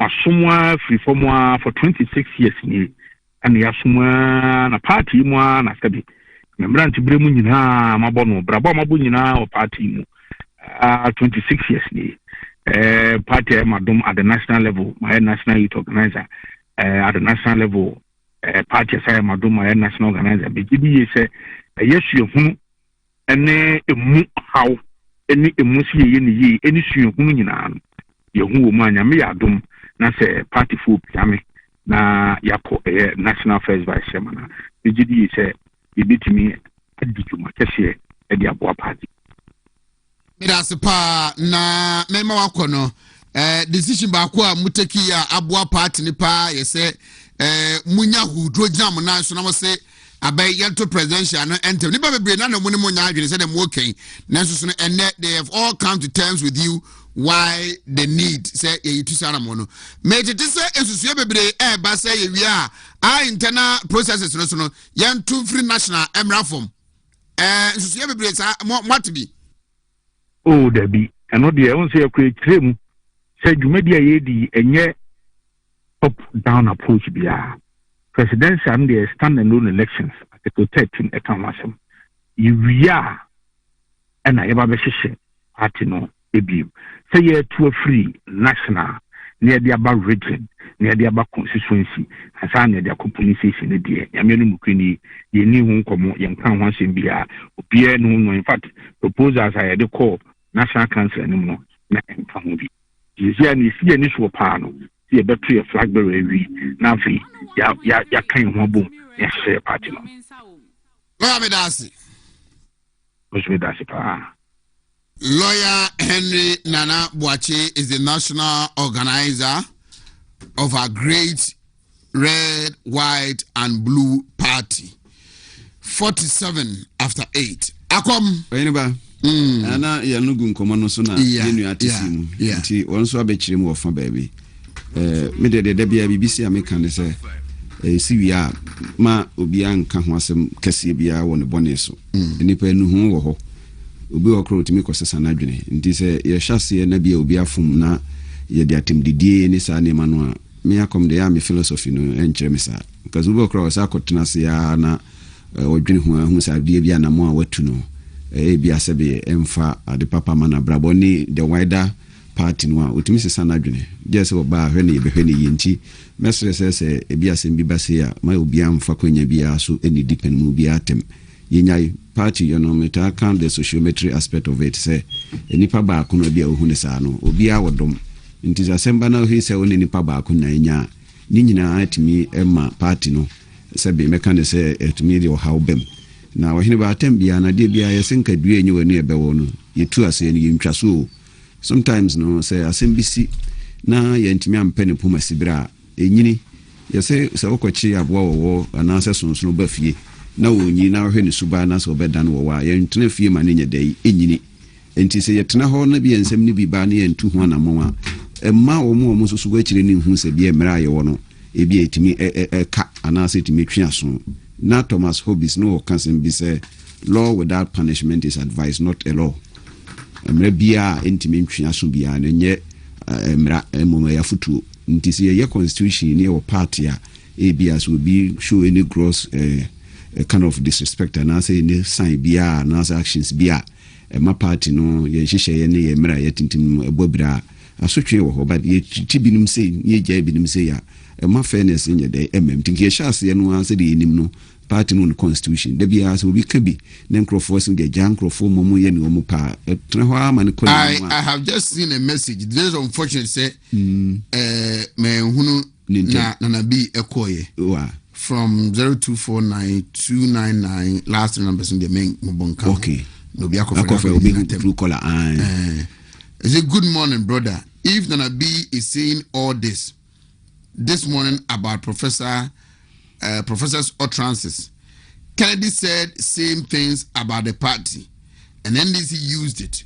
Why are the leaders quiet about it? Asked him. I just saw it. Similar to the American. I haven't seen the message. Yeah. But and we don't have to treat people differently. Yeah. We just say no fairness and unfairness. And he said the American. We shall say no be from Nemrano or why. Yedi Yeduma. Unpa chronocras and running in the obio which the beer or pese. Abio Tusana mono, 8 me a day, AJ. But it's very unfortunate, sir. Ye koye ni party no mumpanimfo no bi ebabontia enima wo mu de ba no emwa party na sabi nkomo ho nyina wo ye futufuo a wo ye examples na so mbema wo mu life wa wo mu enya wo party no a kirekire mabunu nanka mabunu na faso asua na encourage wo mu so wo position a ya na wo party no se de nema free mu ba no nti se wo power because any little e bi obia ye bia no fi say as at that moment no we should enya direct benefit bia ba party e bitimi co position say aba bem nti MP no statement na we dey it was very profound because mo bia anya na JC dey opposition o say NDC na ene ye sori a na ye can be asema na ye di omu no etwa ye mpoa no exactly e di omu ye example no the way things say omu lose power no and omu conduct omu ho sei omu a partner entry to omu ye under JM even omu ba power ikura no there are still people are partner entity omu ye but say na omu kwa bonti no omu to ayampia no omu di party no ho fel na omu ya enkaye be say yusu omu de etwa ye mpoa say ye hwe de NDC for ye exactly otachi for mo a the Nkrofota cancer MPP for the suban yese muntimi mfa se munsie muntimi mfa bone nche. This is what people say.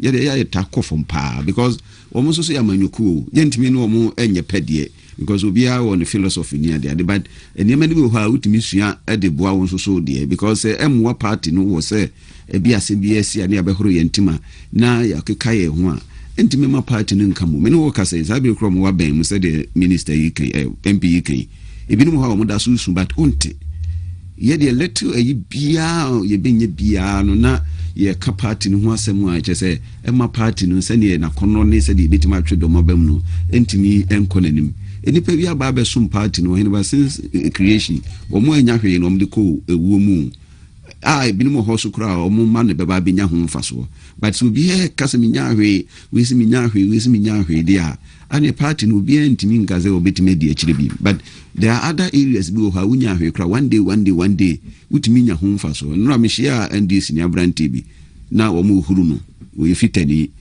eno wase wonya hwe kra omua no wonam kra itimi kasa we NDC branch chairman asem tu no utimi ko baby ko je ne ho free sansem no nti eye niam bebre obi a o ni needs unse the needs a obi a pe no doso ena party ni ntimi nse obi a needs at a go ebi o ha yete he sabre na mranti frefre se bia ye pewe ni sabre ye ni abem but ke wa bem mo bia nke wo hu tumi kakra ye betim die nti ni nyina ye niam obi a timi nya ho mfaso enye dakopenso so ena Oheneba obetimi nya ho mfaso ena enye direct need na wo hia no ena be kire se party na ma obi na se wo ma obi but ye timi power ni ye tena ba mu cha wo ye die ya nkakra na de ana ya ne se ebinim o mo nya bi edru brebi omu so babontin be kasa se omu de omu nya hwe wo party nim kura so de tutu nsane ni na hwe omu de omu nya ene obi kura wonya bibi kura me kan se position in terms of position no na wo de tutu nsane ni na je se nka wo ye far better ndi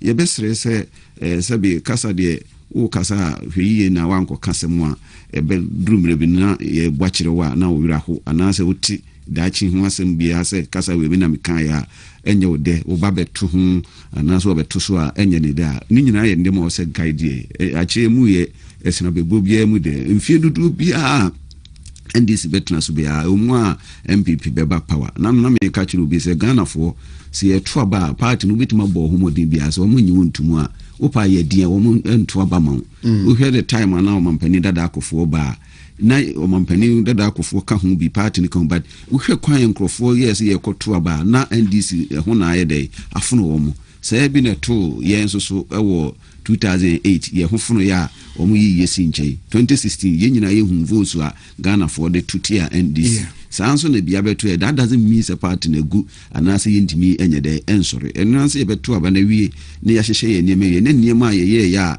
efi se ama party na nko nanim na ye behwe ne yakrakura ne yetimi anya hoden foforo ne dia ko NDC ko opposition 8 years Oheneba. Don't forget say they were in opposition for 8 years. Niema ye kai nyina no they went through the same things.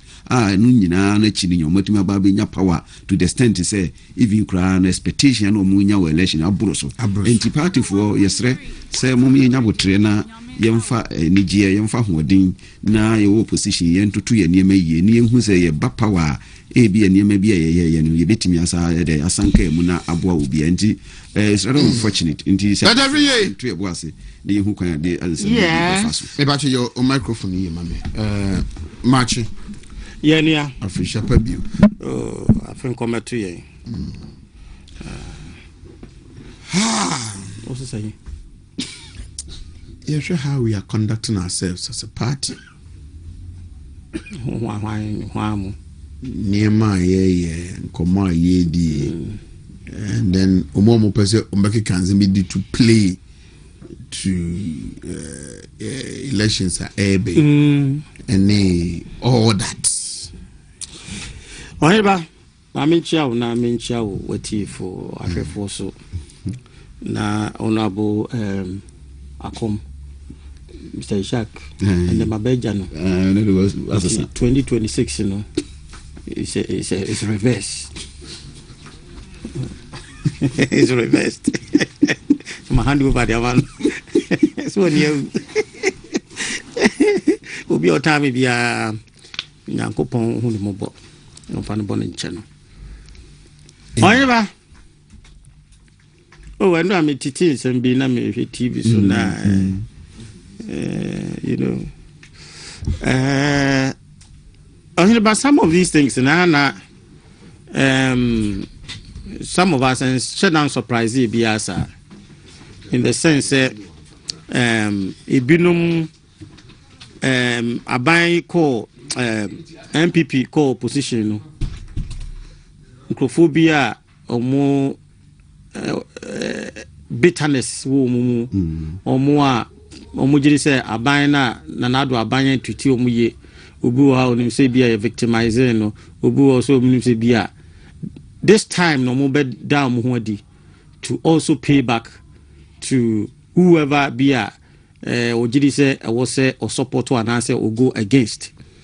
And so in the political landscape some of these things are not new, and I think that we expect more to come. Say bimo a omo wosa suni bi anase omo wosa subaina ebia almost so person omo pay back to certain individuals.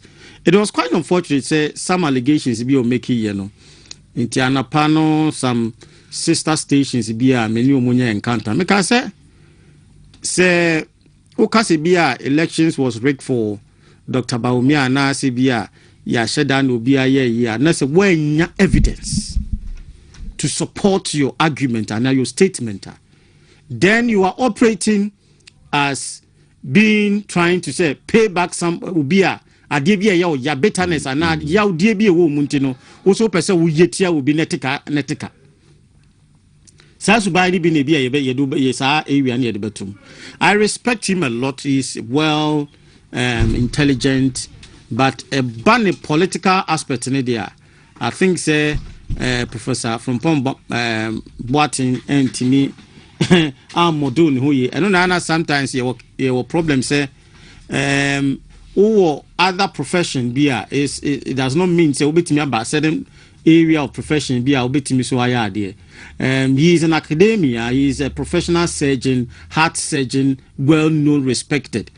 But about politics, I think say there are a lot of loopholes one in a political experience or the intino. I think say when Timian provided some kind of evidence to support the argument to say party was the election was rigged for Dr. Bawumia, and the people cannot support Dr. Bawumia. It means that you are on the other side. Then go in that tangent, and it shows that you are, but you don't come in and trying to throw darts into the minds of people. Now you say no na betimi abua, and for me, party the party leadership has failed. They are ineffective. Sir. They have failed. There's no need for even party issue statement about this. Yes, when you do that, you give credence to him.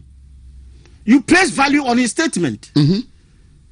Because the statement of Meki, he is coming from an angle of bitterness, an angle of frustration. Now, is no longer with the party. Also, bear spelling. Uba espeli ati said na akomuke. Uba espeli ankrofo se you mo dis mu no da in one spell. Me see this current executive of the MPP. Oma fair party members pa. And another general secretary akunya we na notice. Secretary I asked him this same question. In fact, the man for next send message by them busana. No say yes, he agrees with Ubia or Julius Ebia. But sometimes and them ya omotiti mu no. Yana the intelligence chomu se nipa ni bi ho a oye ade ba ku minu bi se de be ya wu national executive ni bi tu na mo bi, then they take advantage of it and do more of what they want to do. Nti bi ho a mu bu o manigu so e bu also a asifidie ni yesu mo muntu mu ma omu, like they handle it with a bit care. Are you not convinced? Saying the mechanic I want. Now to oka say are you not convinced? I'm not convinced, and I will not be convinced. Okay. I will not be convinced. Because so we party leader. We party leader Yatu Abamawa. You stamp on your authority and the powers given to you. So until you don't come in ujitum babebisu o justify baby I want to no that one there me sit da MPP lusu here abysmally and disgracefully, and also all of them should have resigned. How say haven't they failed the party? Is it the first time we are losing an election? Sure. And now this current dispensation now losing this lose no, you think they lose a gangantual loose.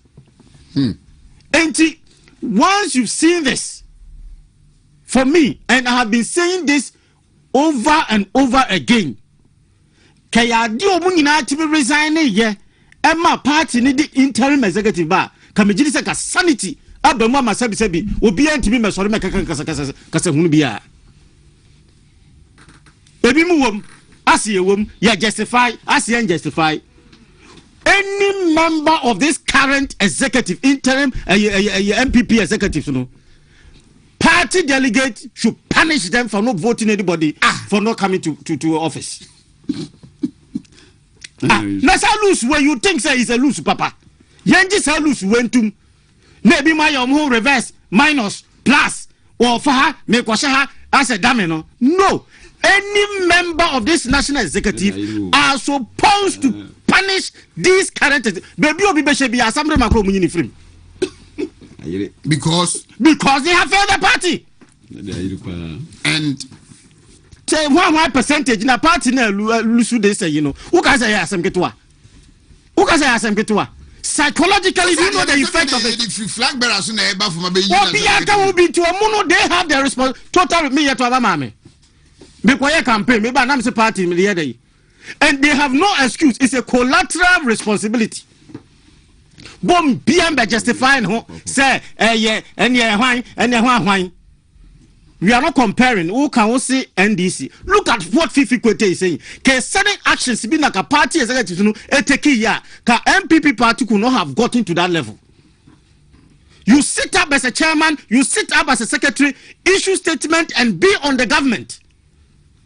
Last minute, and now who say na no, he failed when he was not able to act at the right time. And to be a media maker, Miss Obia Bebemuno, Umunjini Sinchen. then the party should bring new people, new face, new hope for them to be able to go in for the 2028 elections. And yes, sir, kukwasa, justification. Fempo mansu timwa baba abeturewe. One was in my film, what you statement say, was say, oh, quiet, you didn't participate. And now you have free bimu, a beam so monk, a beam so wine, a bit decent, was it a partner or be decent? You can't find this in the NDC. You can't find this in the NDC. Chairman is saying will wrote and tell you, stop. Fifi Kwete will say that you are sick. That is how we run party. Ya tratra hosa confirm confused you Hanum. Also it is the government that lost the election, not the party. And that you are wrong. Oh, I saw also not I don't have any problem with that. But me who say na party no buy no how many form buy. Ya party. Appointment how many?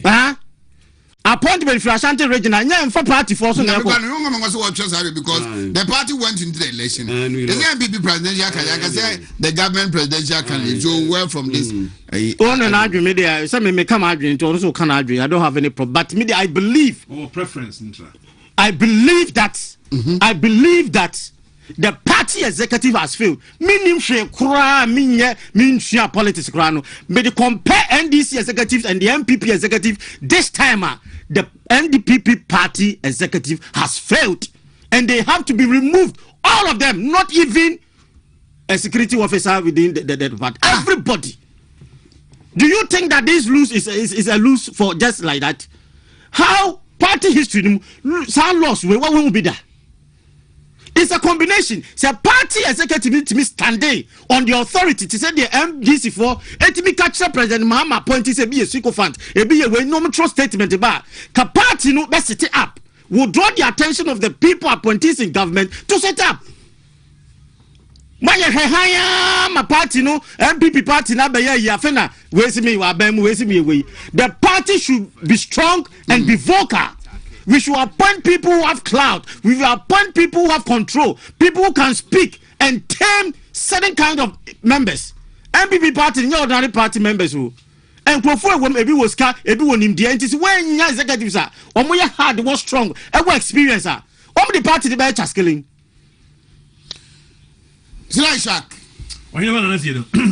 We are talking about the conduct of our party people post election 2024. From Poverty, Asemibuna, Akotwiaba. And Dr. Free thinks there are lots of his lies. Aumaya Bia Party Penifono, I enjoy high to do. Anyone on Asiedu? Yea. Okay, Emra, Yakoye Chama Wontumi research no. Yeah. 2022. Okay. Say yeah for region no. Yeah, the national for be so be rural. Yeah. But okay. And they gave reasons why they are going to vote against them. So and what they expect of the new executives coming. Na se o hye no a na yen campaign no unless yen research no etela yen campaign. Yeah, watch it carefully. Yen research no na yen region by the national officers potential that time yes that time yeah I remember what can I say on the basis of that? Any John Boy share? Okay. Now you decide where you want to go. Yeah. Me kwame probe. Minim say ebesine. Oshia me ochia me. Na no kra de share of frame incoming. But deep down, me sure so on the reservations about me, and I'm talking about the general secretary. Could you? Yeah. Because openly we campaigned for Tom Boyd. Yeah. If you remember. I remember. When JFK won, we had a flag, which is normal. Yeah. What you say? Come now. Me, say me taking a decision based on certain variables. Now me conclude I stand by that decision. Can be convinced. What you say? What was my basis? For example, we were looking at Fifi Kwete, who was my senior in Legon. Same Ekwafu Hall. Deep NDC. When a gentleman, back your friend Dixon, meaning baby Dixon, what he say? Maybe Fifi Shemia. He can, my number, bit me a send this. And I say, if it's a free anchor, Shemia. Wait, me I say, no, my number, but says, Dixon or Hana, so why? And these are typical. Some that you obey say, if it's a free anchor, no, ni, na the political color. But Fifi Kwete any Dixon, the Kwafu Hall here. One more Pia, one more Tadi NDC, on ne Puma, a NDC, Niche, a NDC. Propaganda secretary. Why a deputy minister? Me what? Yeah. And was I MP paying? He was. And he was coming as general secretary. That time quite Peggy or you research no. Me pacho, uchi me pa. Yeah, tiba. Then we look at our side. And respectfully, we had Kodia as Ashanti Regional Youth Organizer, which at the time was the highest ever political position of our whole do. Oheneba Asiedu. Yeah. I remember all this argument that you did. And then the next is Wakoye CEO for Youth Employment Agency. These were the two main, and I'm talking about experience. In terms of political experience, the highest ever was Ashanti Regional Youth Organizer. And he was contesting against John Wadu, who had been National Youth Organizer, right? National Organizer, Acting General Secretary, and General Secretary. Me what? Me a British train. Every British train looks at experience. Yeah. I will never ever hire anybody. Say me will media platform. Woo waba with experience from boss, from here, and those number of years. Na fokiaba, na fokia experience no nyina you want to meet TV. Me, I will never ever hire Fokio. Even if they were demonstrating, say, why masters miensa, why okra degree miensa, okra PhD mienu, and whatever, I would never. I'm British trained. Experience matters. And so when you look at the weight of Fifi Kwete and JFK, they said they were 4 years experience as general secretary. To his credit, perhaps now, when perhaps you are assessing, you assess differently. And the way a typical JFN, you are listening to me, no, now he has 4 clear years general secretary. Now he spoke at our conference. Yeah. You could say, now, ne pedigree, no, akosro. These are the facts. These are the facts. I mean, you could pick a national. The picky Asiedu Nketia.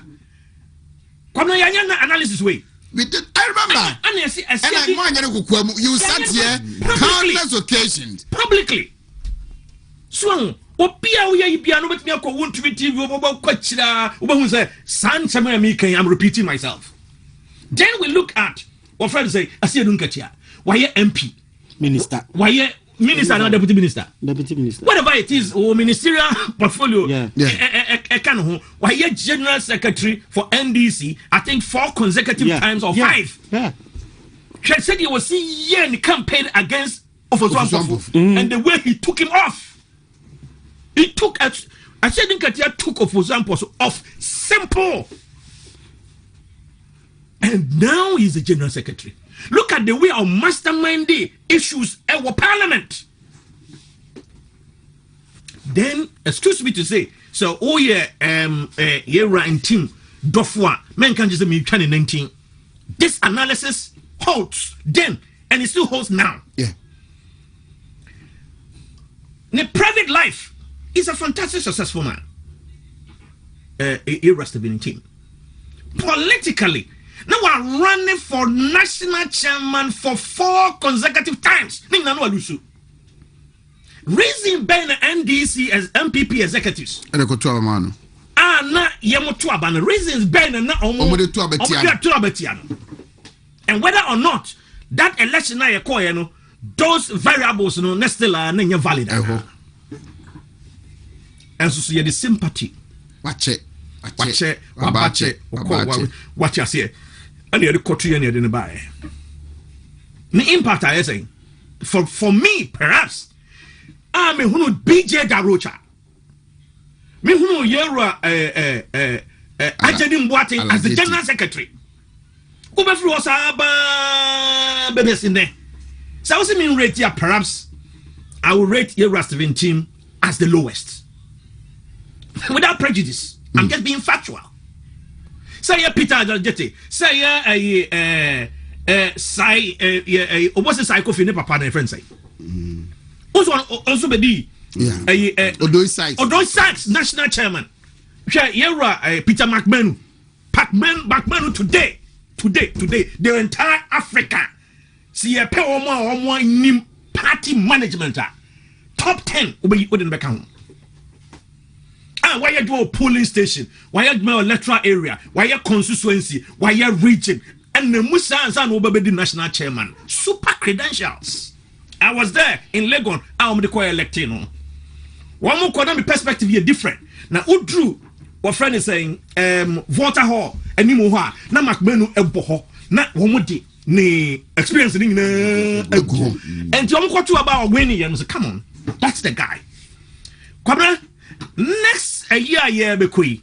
Me could be war raging. Na kwa me call minim sa me koma winning. And then I was JFK share of flow incoming. Na me winning so abaye tuma. Come ni pani abre. Come ni pani abre o. Ni pani abre papa sa me ntimi nko deep dive. Enkoye campaign man Dr. Bawumia. Me nko constituency zenye koye campaign man Dr. Bawumia. Me nko share constituency elections ho. Me nko ye dwuma polling station. Me nko ye regional research. Me nya sa dwuma we say nyina now the regional communication director mamia. Me dey diagro. No. Not at all. Mahmoud Bawumia so obey constituency based budget. Yes sir. SSC ye constituency based communication. Every single constituency. Esi ehunu niema hia omo. Nie jira so dia campaign. And Dr. Mudbawumia so we near constituency based budget framework no. Sa niema ni na ya sese gum dada. Enti omo buy ya winning ya constituency for no be hunu say sa ade we na mo dey campaign no. Yeah. Sa ade we ya so na mo buy mo ye dey. Mo ye mai. So that we bring back the. I have always said, sir, 2028, we need a party that is ready for the election. A stronger party, a party that is ready for the elections. And then every member of the team must be seen to be working as a team member. Yeah. But what you say? Yeah. Yes. Oh, media communication. Media communication. Into me co-party executive meeting. Media Honongkwana, the Akabi. No. I should be interested in organization. Whether it's youth organization or Nasara organization or women organization, every single organization within the party has communicated. Because then how are you going to communicate to support those organizations? It must be a holistic approach. Going into 2028, this year by year election from polling station, electoral area, constituency, region, and national. So delegates kwakotwaba nesi kankwa na omobesha omobedi party na nyamo. Yes, menkase no hu hia. I think sir, and can be na indiscipline outdoors because I say ye the nam for some sikasam near the ade and so petrol leader ne ba ono so no o hwe so be satisfy ne nko ofo near the ade between for na si for mu take board nya dia cross be bia ne ye hwahwa no. so no so na but what you say? No, it shouldn't be like that. You must set your objectives very, very clear. Constitution, the greatest thing we have missed. And I agree with Dr. Free. I will not be speaking forcefully as Dr. Free because he's made his point. Yeah. And he said, indiscipline in the party. And your flag bearer no instantly discipline. The party. It's the party. And then your MP no be instantly discipline. Maybe at the constituency level, he's part of the team. But we have a constituency chairman there. Mama, you're gonna dafia mekpo. Third term agenda by. Eno mas had the bill be. Omo sponsor bill be. Eko parliamentar. Party no hierarchy ne be kasa ya. Pay etwa. Yes. MPP and Gaba Hunu MP no. Any party executive no ba ko radio so Kumasi na ba ko te ba ko so tabale no be e kan adwene. I give JFK why ne ba last week his word. Ose in MPP Kwabra Boatin. Yeah. Ose in MPP when he say you should form a queue. Any party no be asana line no expect say but then this one they say form a queue obi a queue no why na me ko disu bi obi adi so. He said something at the conference. Say party no especially Lucy no na kuka na ekoso ni nyina no sa time no twe aba anhwe ya party ni bego. He said it here yesterday. Anhwe ya party ni bego nemum what promise it, and that promise we will make sure he keep that promise. And no, I couldn't notice so. Okay. And I will say after 31st. Good. The party will have a leader. Good. And then we will start the internal processes. Yes. And no dear. So ya to abawi. Enya one Dr. Bamia na ekọ election. Sir. Enya one Brian, enya one Dr. Duchu. Yes. And I say we bibia uye tia because of election. Sir. She said ya to abawi. Whatever you do, you do it against the party and the party will deal with you. And not the candidates now what in a corner. You know, on that basis from 31st. Say what 3 weeks. You know, and a bit me indicate to say he wants a second term or not, or he doesn't want a second term. A second term. You see, if you look at the reason that he's giving, Mimi Yabaumia, and everybody knows the whole Ghana. Sami Yabaumia. Now, make cross the line. Now dealing with me. It means you are undermining Baumia's campaign, directly or indirectly. Yeah, and it is true. Your people have become so loyal to the independent supporters, even than the party. So, I say, okay, but from 1st of February, national elections in Beton somewhere July, August, maybe. August. It will be about 7 clear months. Now, if he has made this commitment and he keep this commitment, because after elections we go for back cross the line Oheneba. Oh yes. When we are I'm not for back cross the line because you know first abana ekoto ye no ya chinjim amanfo nsa na from what has can okay edi ama Dr. Baumia and Jenny when you're ready, but to be very honest with you is a test because Absolutely. They say national chairman there, they say here, excuse me to say, he's not in the picture. Yeah. They say, no, unfortunately, as young as JFK is, or no party ni but I'm expecting say obey very strong and firm and make sure say obi cross the line at the end of the day you refer those people to the committee and then proceed on it. Yeah, that's at the end of the day but as many as petitions krata nkrofo be traba na yi na ohwehwem na hunu say nso bi gidemu a na how the ama committee no eye kakamna SEA ready nipa be 100 200 o ma ya line up eco discipline committee wo mo niam na be gugu abonten ewia Come on, me sure say obia age na obigina ye. We need a very strong, disciplined party to be able to win election 2028.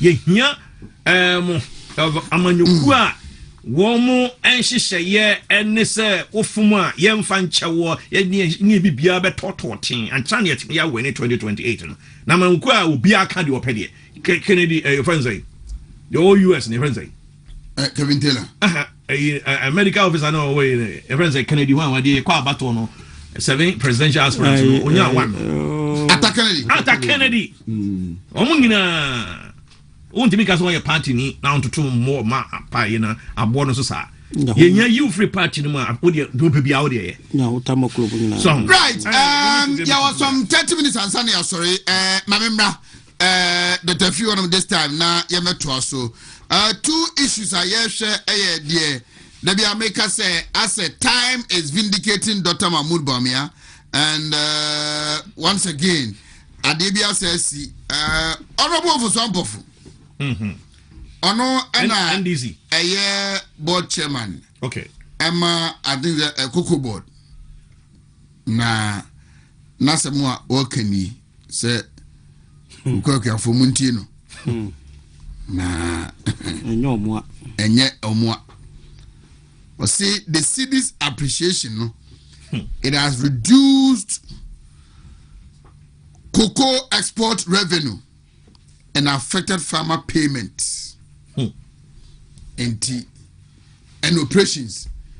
And now, Chavana Yetian Mayaka a Kuafonu be say, Omatomuko, Ama, the buying companies, no, Wontumi Tiomukani from last year, October, Ebano.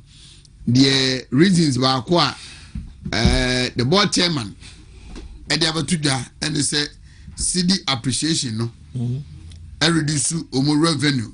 Our money and affected the farmer payments and their operations. Oh, they are not out in China. Someone to say, abandon now, if you want to trade in forex, you strictly have to get a Ghana card. And yes, I forget it. We brought it. You can't trade in forex. We brought it. And then, and also buy an Oko X and so on. That's almost here, Huruman Penny or Hono. Yeah. Say, now in the round to election 2020, he chose Gakenki over and Nekpakusheto over Ghana. Say, can I for the Umunya Omukenki, Umyomosheta? What is the use of Ghana card for them? And Omodiaba. People think day in, day out. I say, and Yamaya Kaya in the round to election, Umunia Yajino, and no one Masha Sia Omokika, Eye, the Mayano. Tatafi, Mamitiu. Oheneba say honorable for so ample for say dollar no aye intina no muntu price dem omuntu na de no say wo say say $10 na $10 no ebe ma farmer na 70 cedis ana farmer na gidi senka dollar no 15 and 13 and kebi obenya be 100 and now 100 no one trying baby you excuse now them man I say anything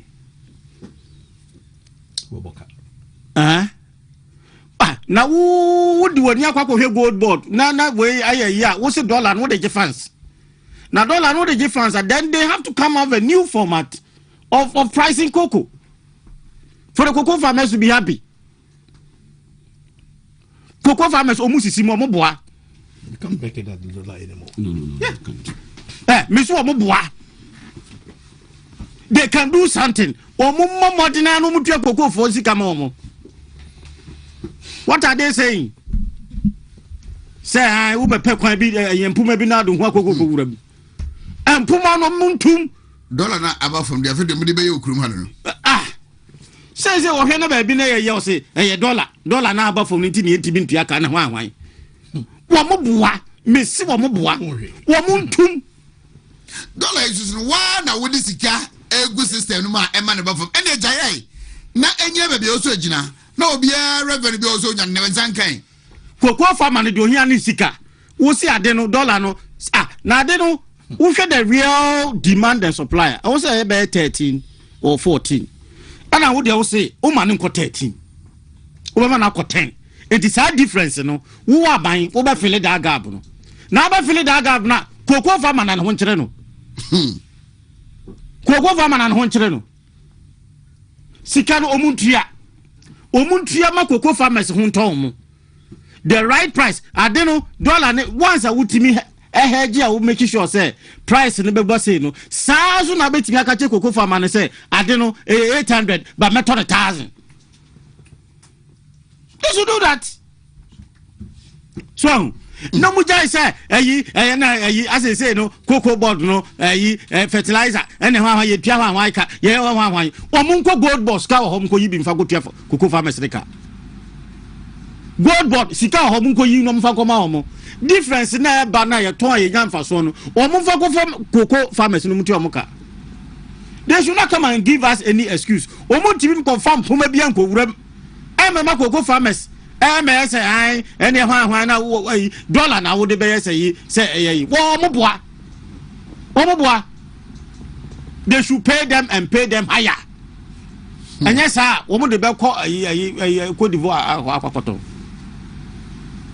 omo ma ya so kwa didi afi de wood gold board na dollar they say dollar no kra no enye you say nyoma price nsuo ye ekosoro hwan ekosoro we ekosoro mashada no market artificial hedge bina to say muya face value Mr. Shakum na wa face value book hwan na accounting but real no most adent sa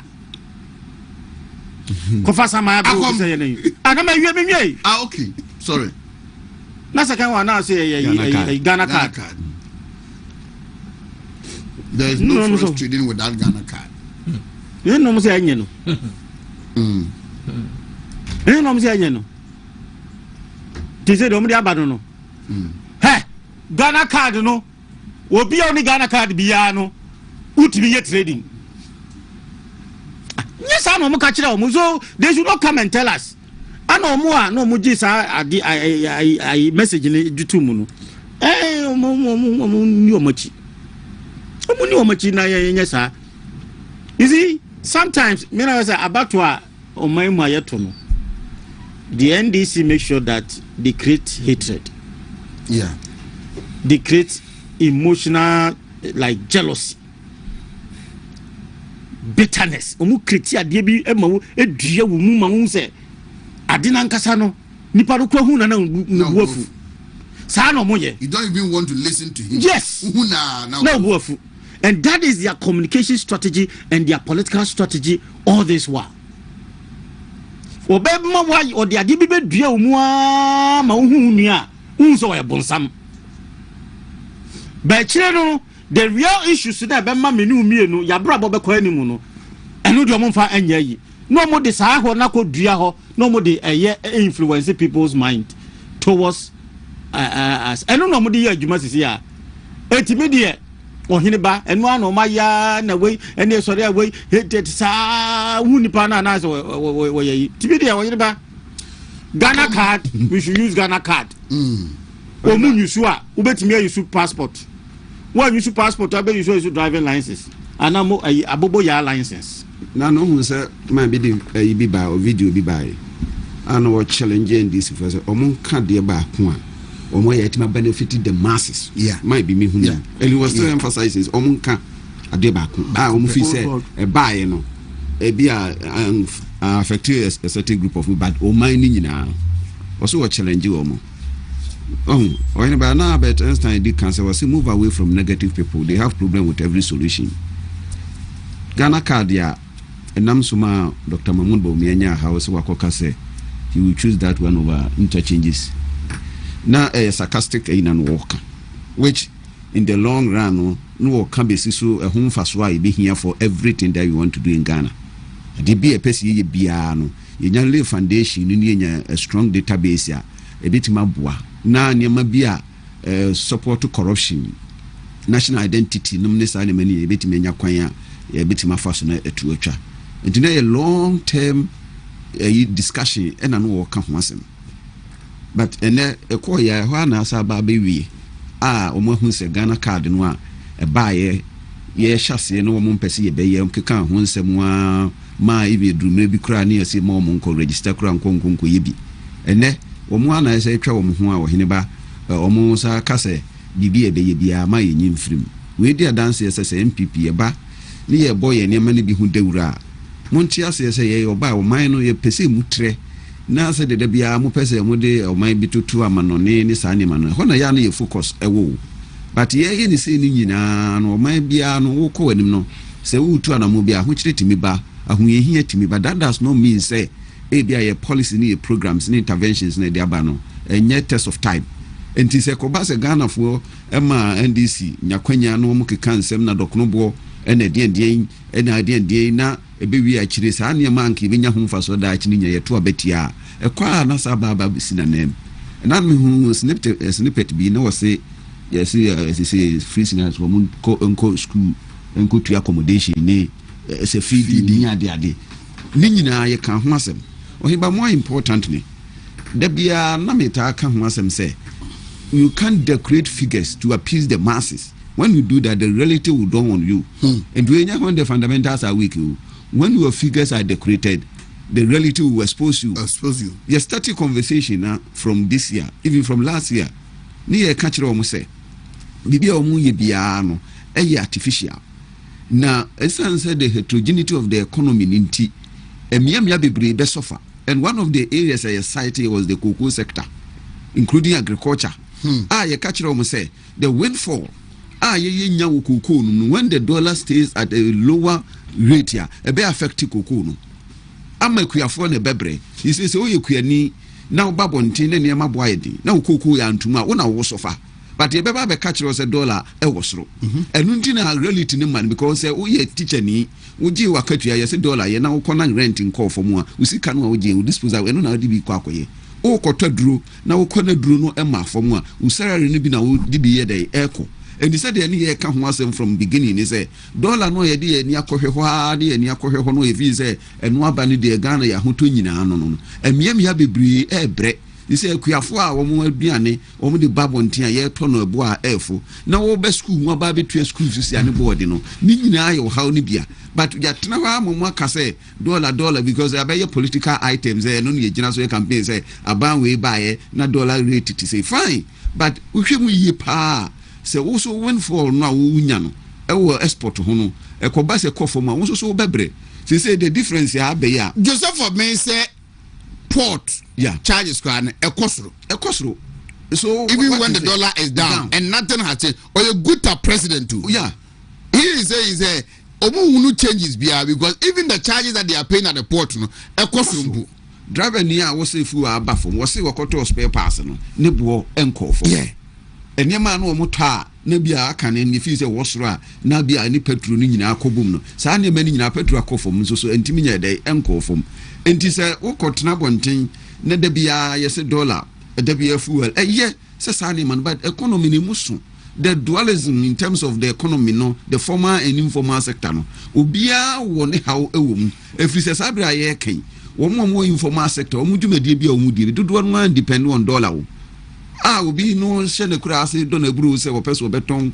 e wo krum no obeba na buru no beton ne 300 cedis na wo kutua no ba school fees ane boarding wo betodura ane boarding wo koto any equipment bi e wo de kobo ne ku adwuma ni nyina boarding a e be da no hu se economy na wo kan wasem se musika ne dollar aba fom no ni se akuafo ya ye kan ho asem se nyame amfa fie na ye ntimi anya sika bi ankohim wo ho na koko no a wo mo ton no ebo a wo so ye de ma wo no e ka e ba fom a e de no mi wa akwa no mo di cash wo mo boda da say mo ba be mo be 6,000 ni 7,000 mo be 400 cumulative kakana mo de aba koro so mo wetia mo na mo ze ko dollar se dollar ba fom ti mundi koko akwafo asema ye kan tigre wa nyina ne say NDC aban ne say omuntimi ntua mo ka because dollar aba fom mo se eno an eti eno anu no Sira Isaac we bet ya kanyina ne say we no eteso ba wanyim na me da bia me mantra no untimi mfa nyinse ne nyedai ensi when you decorate figures the reality will expose you oyiwa say one fan me an chance here ibi anka wini anu nya binka ebi zuzu anka me fa time ni nyina kobra yen hu ni ntem exchange rate no hun sem no edi enti na mka se ye hun enta frema emra Dr. Mudbawumia Asia press no I don't know say kwamra ko ho frema busa question adunyame ebesi na me rate sa question as number 1 so I meet the person question be no busa e obisa Dr. Mudbawumia say ade ba ko be ade ben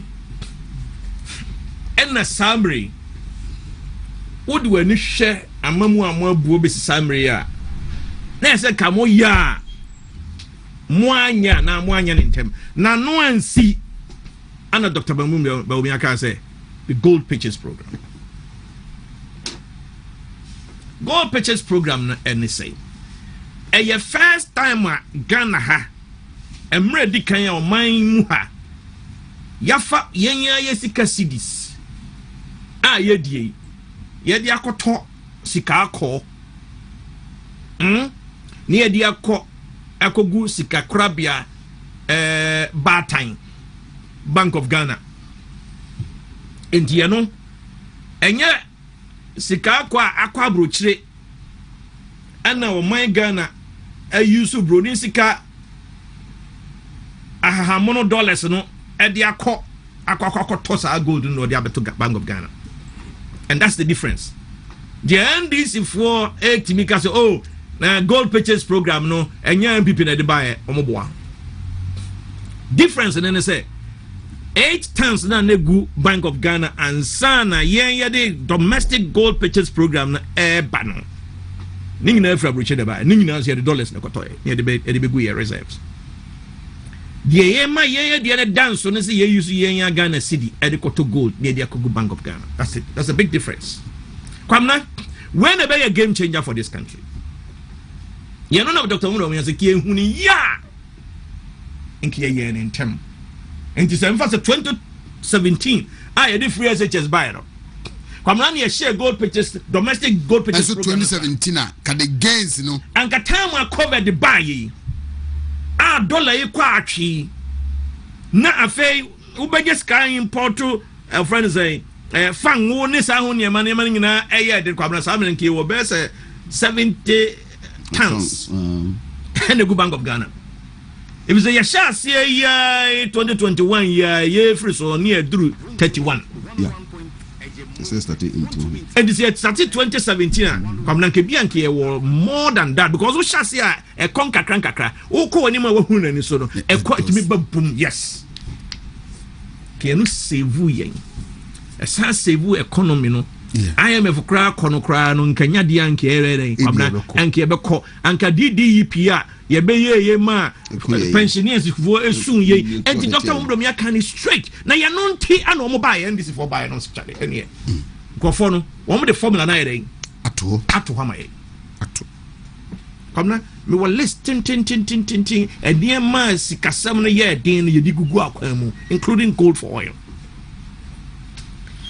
and nay say multinational bi kura 4 billion 5 billion cedis no also wo pesika no dia kwani mem dollars ni ye nya and no answer this can be Bank of Ghana na Bank of Ghana e this can ato gold ire amano odeko Nigeria for NB sanu so the drum rebi na flight kran multinational flighter wo mo ko Nigeria kran no mo so mo ko fi say wo ko no oje naira na e so changes can de dollars a alata fo nya bi ye den e ma wo ana mo ba ye na mo abayire mu